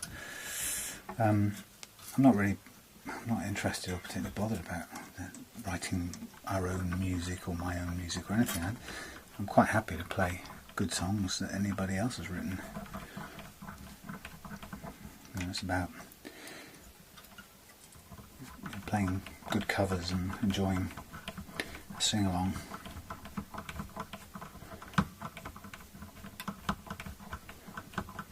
It was nice. The thing I really did enjoy was getting a few people, different groups of people, to come up and sing songs, sort of kind of like almost like karaoke. And actually, it was really enjoyable, because it's quite nice to be the backing band for a member of the public, because they get a real buzz from doing it, and they feel, like they've had a band behind them while they stood on stage. And I kind of came away thinking, far from being demeaning as a band, I actually thought that was a really good niche for us. We could really be the band that created that sort of really fun live karaoke experience for people to get up and have a really good time and experience going for it, not taking the piss, but actually having a really good blast at it. And there were a couple of people, one guy did Summer of '69, we did it earlier and he did it again, and he took it really seriously, and it was really enjoyable to back him, to see that he was getting a lot out of it. So I think we could have done more of that had the bass player not left. Okay, we finally get there. The hand wound strings. We'll be careful not to end up chopping off the main string. Okay, so for stretching you can either use the tool that I bought, but actually I'm getting less and less thrilled by that, because it, I don't know, seems to be wearing out, and danger of breaking strings as well when it wears out. So I'm stretching this by hand, as you can see,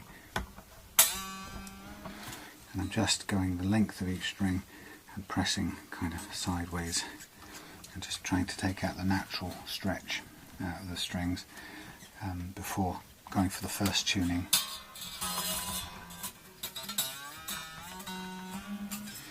And then we'll tune it up once, take some more stretch out of it, tune it up again and do it a couple of times round, and then we should be good to go. And we're looking at the intonation next.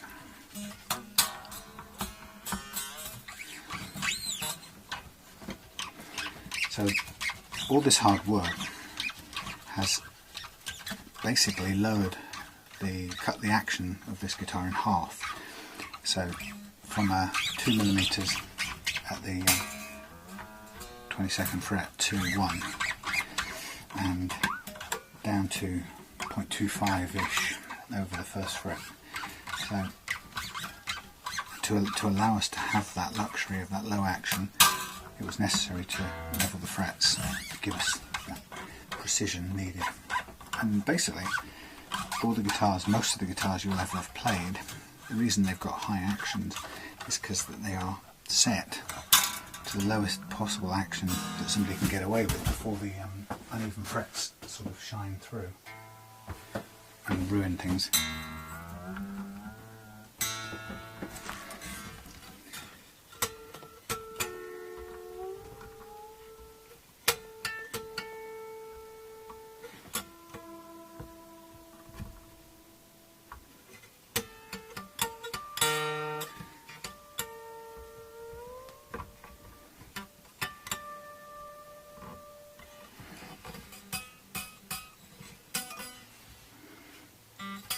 Interestingly, that's decked out now. I don't know what's changed there. Things change. It's really weird. I know what's changed. I've moved this around, didn't I? I've taken this off. Duh.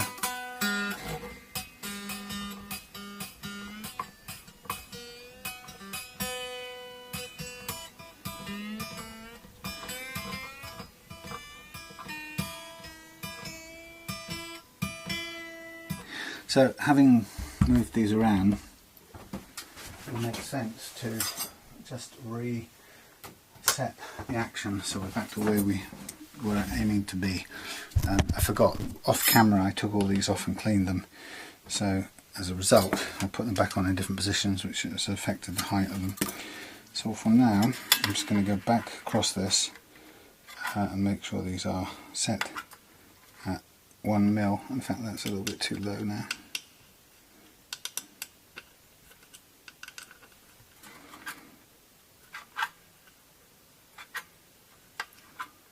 I mean, that's no mil. No wonder it's not sounding like anything.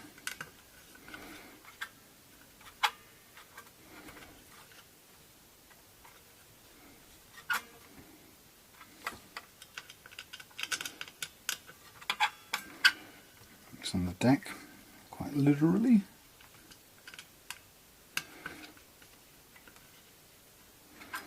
So I don't remember any of those grub screws turning while I was cleaning it, but maybe they just did. Certainly reset themselves.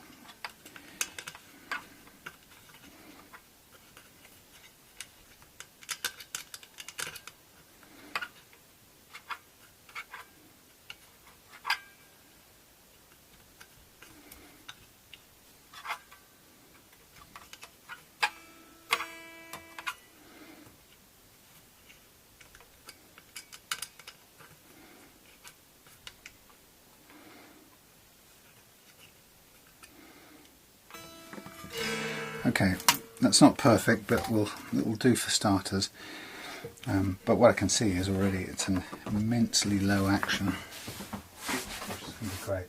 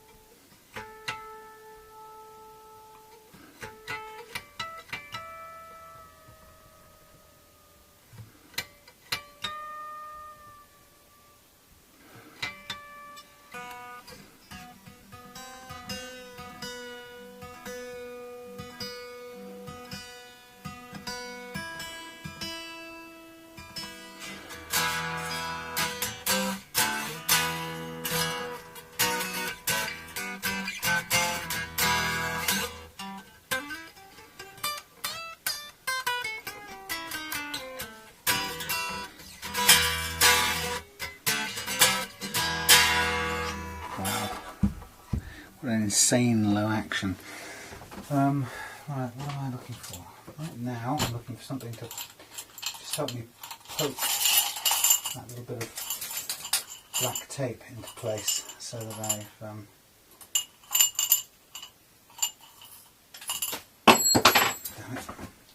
so that it's filling up that little gap and doesn't look untidy. I'm just going to press this in. If necessary, I can just snip it off as well with the blade. I was kind of hoping that I could press it down and just fill all the space. Yeah, sort of.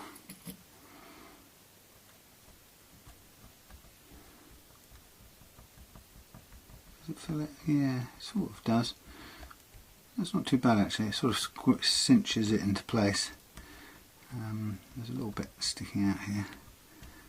Maybe I'll squeeze that in. Maybe I'll cut that off with a knife.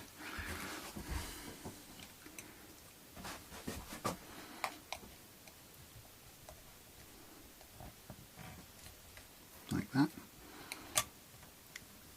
A little bit more. Like that. Yeah, that'll do. It's just fills it in nicely. Job done.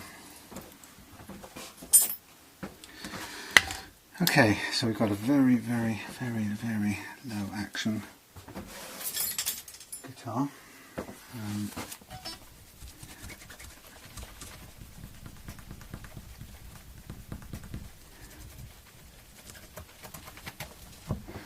Yeah, very low action.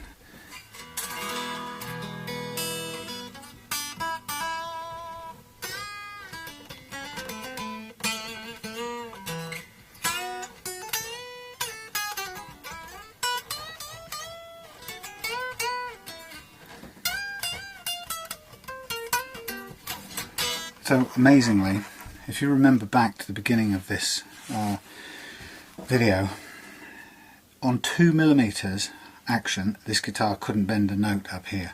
It's because all of these frets were so screwed up and high that it was choking them all off.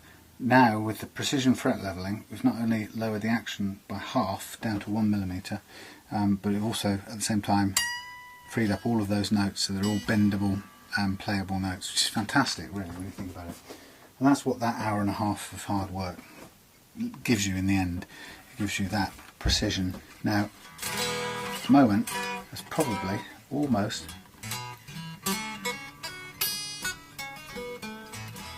could almost be a fraction too low.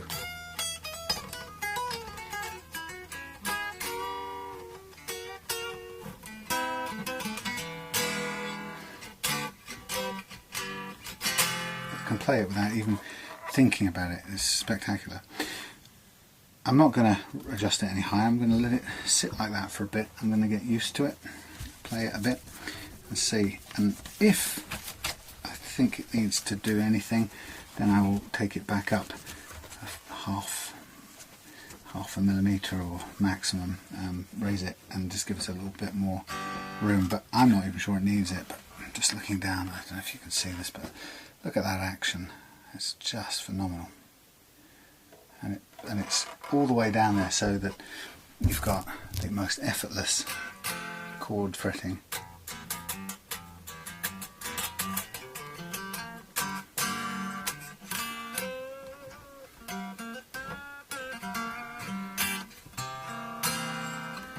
Still going out of tune, obviously. I'm just going to, once in that position, I'm just going to check the gaps here. Now, having done the fret leveling and taken quite a bit off some of the frets, I'm just going to get a sense of what this ended up being down here. I think it's probably a bit more than 0.25 now.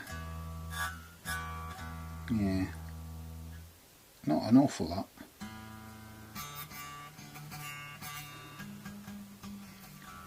On these bass strings it's a little higher than I would probably have wanted, but you know what, it's so marginal, it's hardly anything. Let's have a think. Being a perfectionist, of course, as I am, I'm not one to let this go. I wanted 0.25. This is what you will expect to get because of the way things change. Because of the fret leveling, taking down the basic fret and the frets underneath the strings, it means that gap was always going to get slightly bigger as a result of this. But that's not a problem, because having armed with my things and so close to the finish now, what I'm going to do is I'm going to drop out these 3 bass strings, and I'm just going to work off the middle one, and I'm going to just double check these, and I'm going to put some graphite. See that one? That one's okay. So I'm just going to put graphite in there. The action on this is just phenomenal, as you imagine me to say.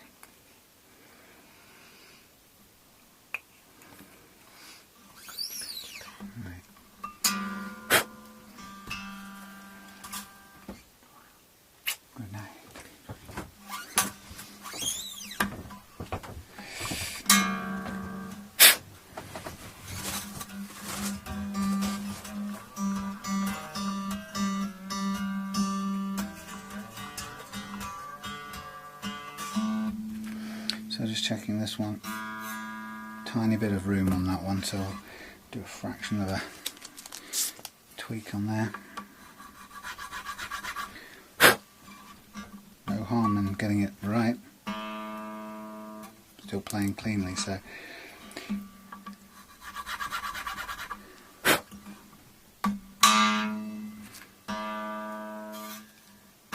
as soon as I hear it fizzing like that, that's me done. So that, what you're seeing there is the difference between the fret before I levelled it and afterwards, and it's just making that little difference is what accounts for the higher playing action as a result.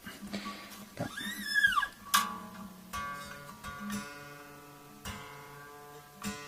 we'll reach in again in a minute, but we'll also stretch out all the strings. Now this one is quite a lot higher, but it's also loose. Quite a bit of room there, so I'm going to make sure this one's right, because it will make a difference to how it feels. A lot of blowing going on.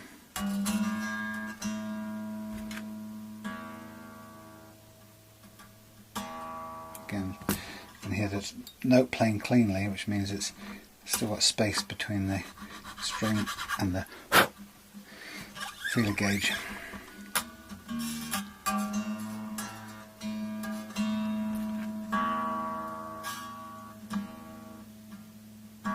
Still room.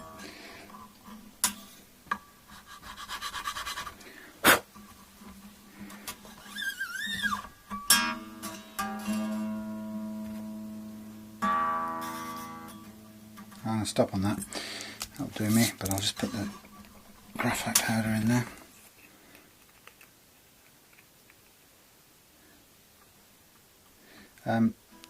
Often people can just draw into that groove or into the slot with a pencil, soft lead pencil, and that will do the same thing. Right, come back to that. I'm just going to do these top ones again and just double check them to make sure.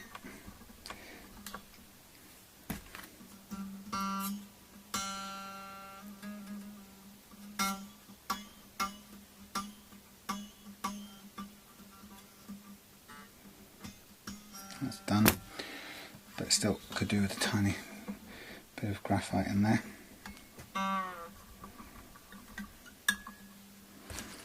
As with all of them.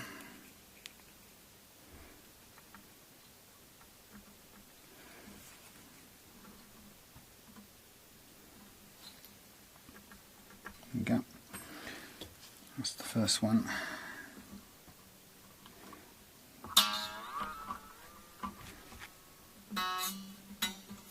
That's on, if not slightly too low, but we'll live with it.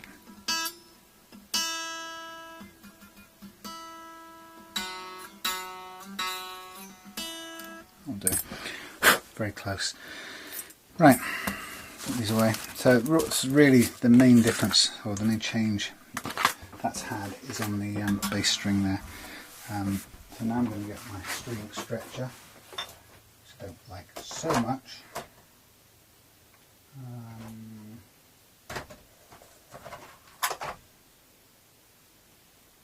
I'm not going to get it because I also put that in the fixing kit with my gigging guitar, so I'm just going to go and do this by hand again. I'll tune it one last time. So that little minor tweak there will make it just that fraction easier to play chords down at this end, and it'll be amazing how much difference it makes. You won't notice it if you're the new owner of this guitar, because you won't have played it before, but I'll be able to feel the difference now between 10 minutes ago and what we've got now as a result of that little adjustment down there. Okay. Right, so last tuning and then intonation.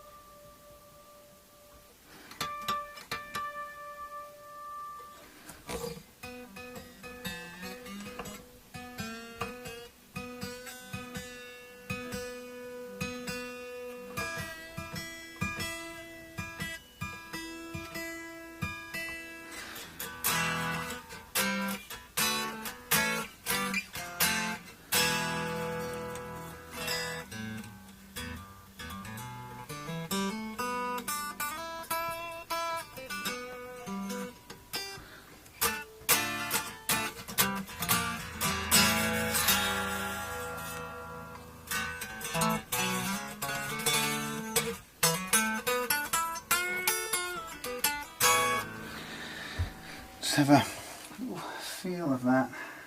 I think that needs a tiny smidgen of relief in it, more than it has. One miniature tweak. Now we want to go counterclockwise this time, but not much.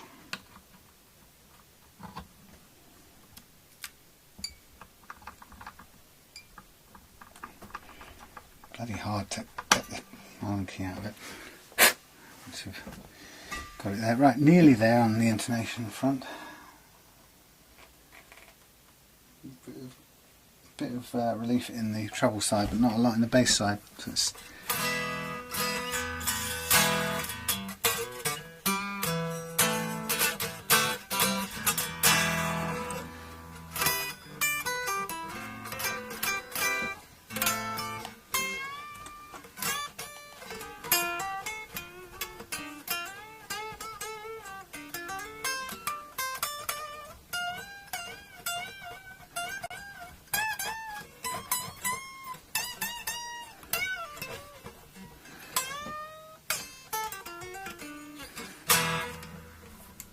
okay, it's good, it's all good, it's getting there. You may find tiny raising of the bridge saddles, a fraction later on might happen, but okay, we've still got some stretching there. But let's do this while we're at it now. I'll hopefully get a strap and a lead.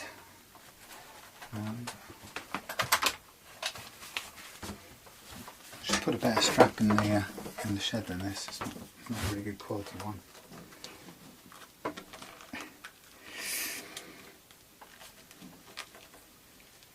Not very good quality at all. In fact, not at all convincing that's even going on properly.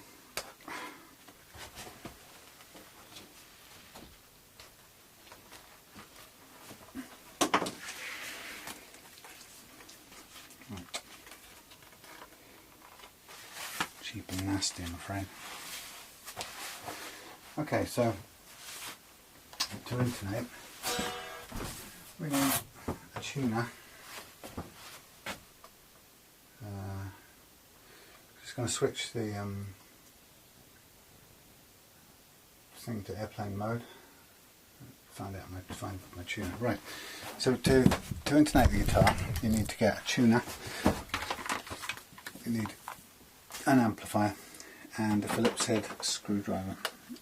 capable of adjusting these little bridge saddles. So first of all, get the tune, get the amp up, and we want a clean sound, not much. Beautiful. We don't want any effects, and we don't want it too trebly. We've got our screwdriver standing by. And the principle of this is we are now checking to make sure that each individual string is the exact right length for this neck. And we do that by using the tuner to tell us rather than doing any physical measurements. And I'll show you how that works now. So we start by tuning to the harmonic on the 12th fret. So let me just get that plectrum of sorts. So I'm going to tune to an E. I'm going to then tune it. I'll put it on treble setting.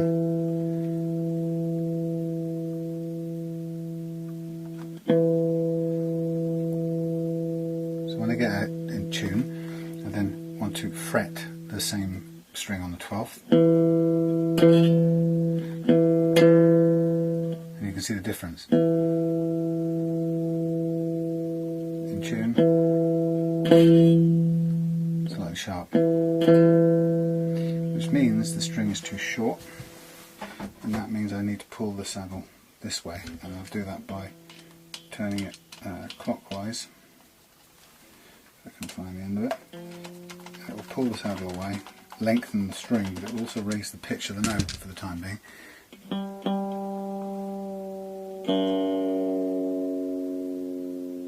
So tune it down again.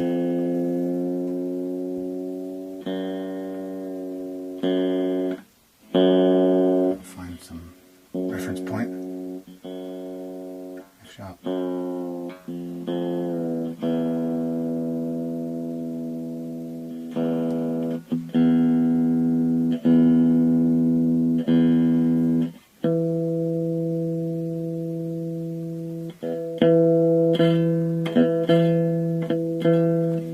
Still sharp.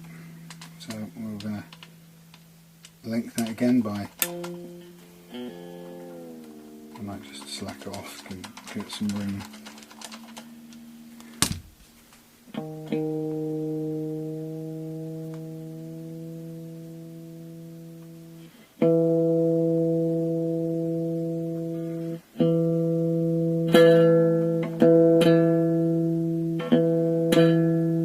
Close.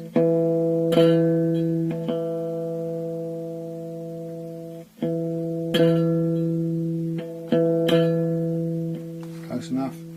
So, judging by the what I know about the way these normally go, there's a pattern to it, and I'm going to crank these into a sort of shape, which I think will be roughly about right. And these other ones in turn will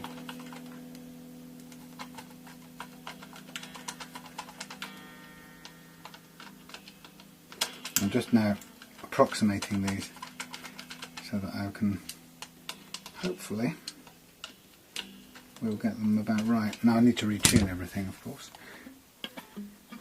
and we'll work off what we've got.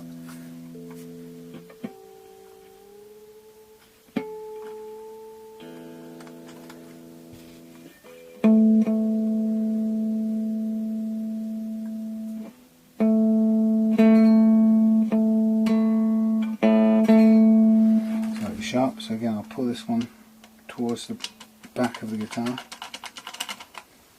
retune it.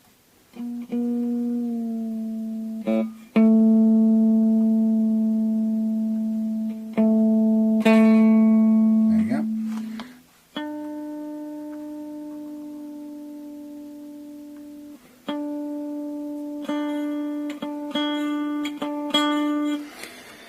Sharp, so too short, so we'll pull that one back as well.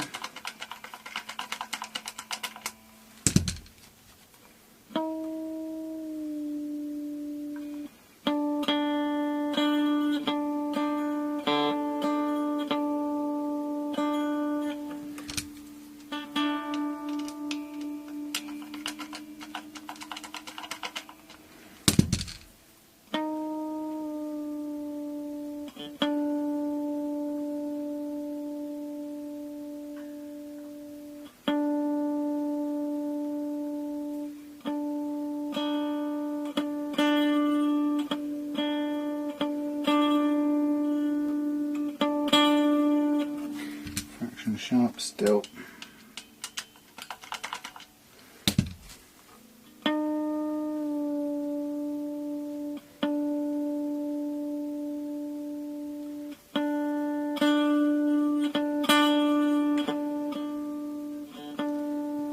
Still sharp.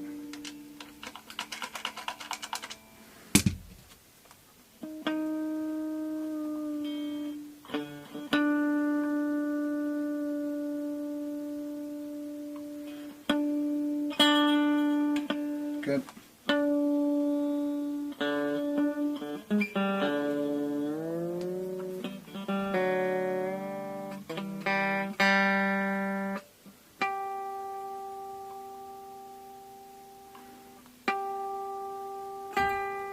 Sharp.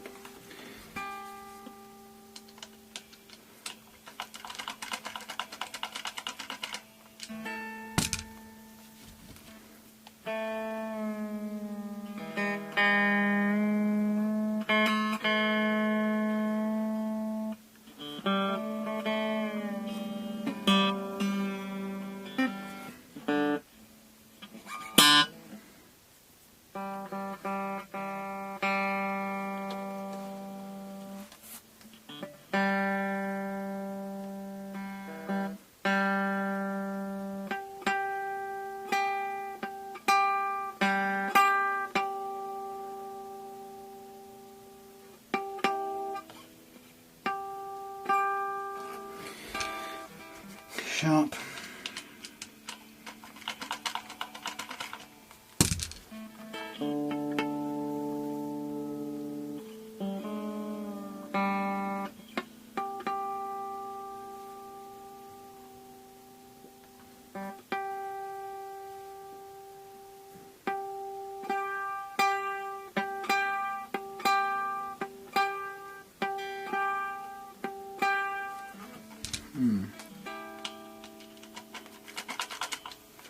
Interesting.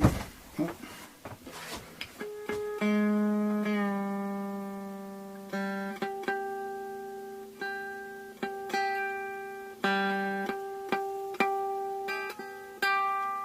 Right, that's on. So let me just do these two, which are quite a way out now.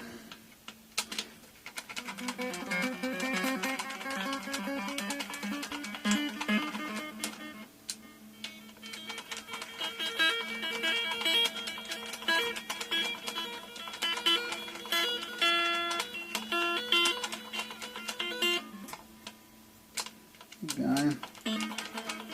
See what happens round about there.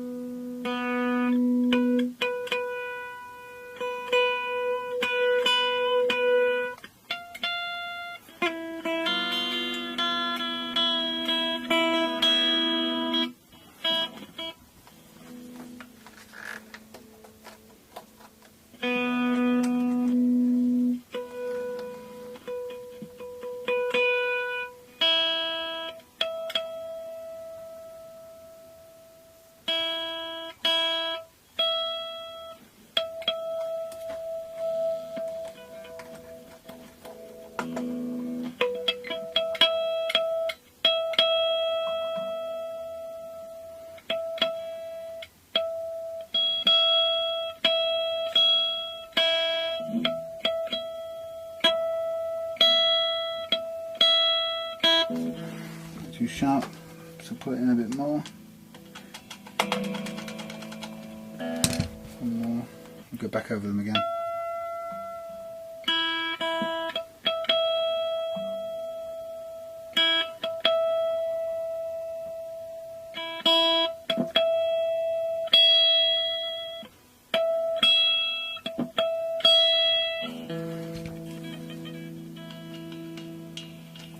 Almost there.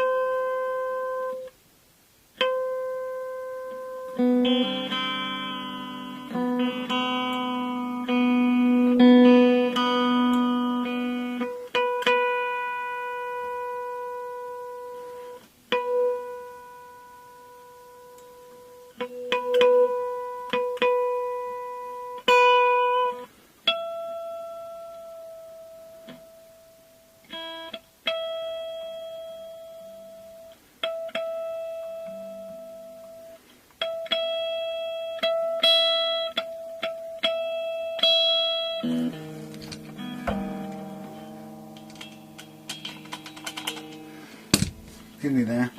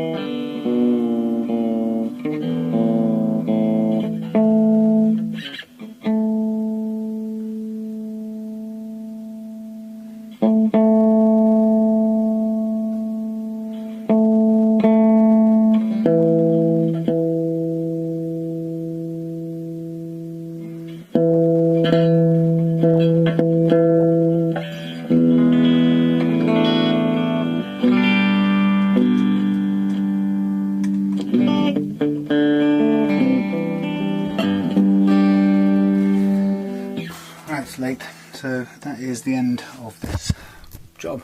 So thanks for sticking it out for that last bit. That was intonating it for you. You can see how far we had to go, quite a long way to get this right, but it's now intonated correctly.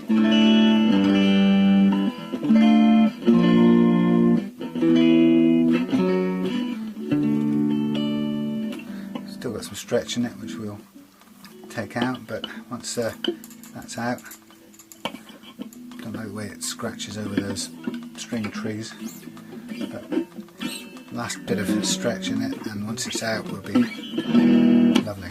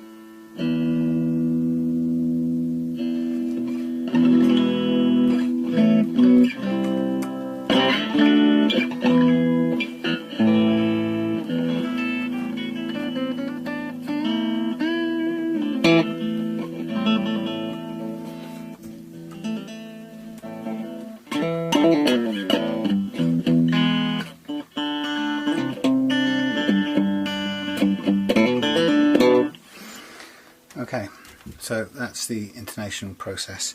Matter of getting each individual string the correct length for the neck that is fitted to this guitar, and basically it's done.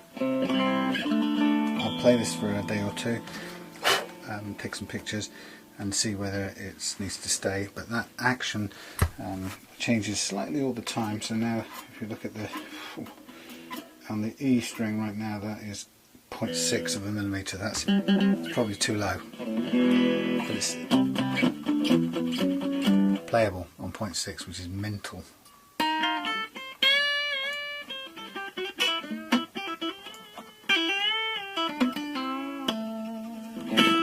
So that's that. Squier Telecaster Standard Series, gone from pretty much unplayable actually, even at 2mm, with no bendability in it.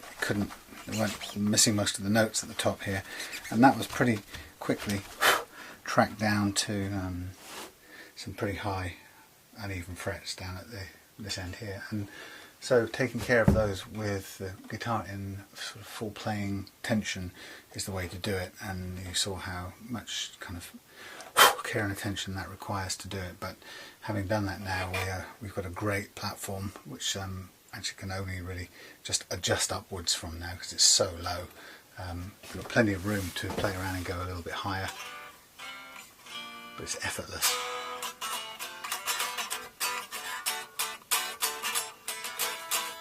Love it.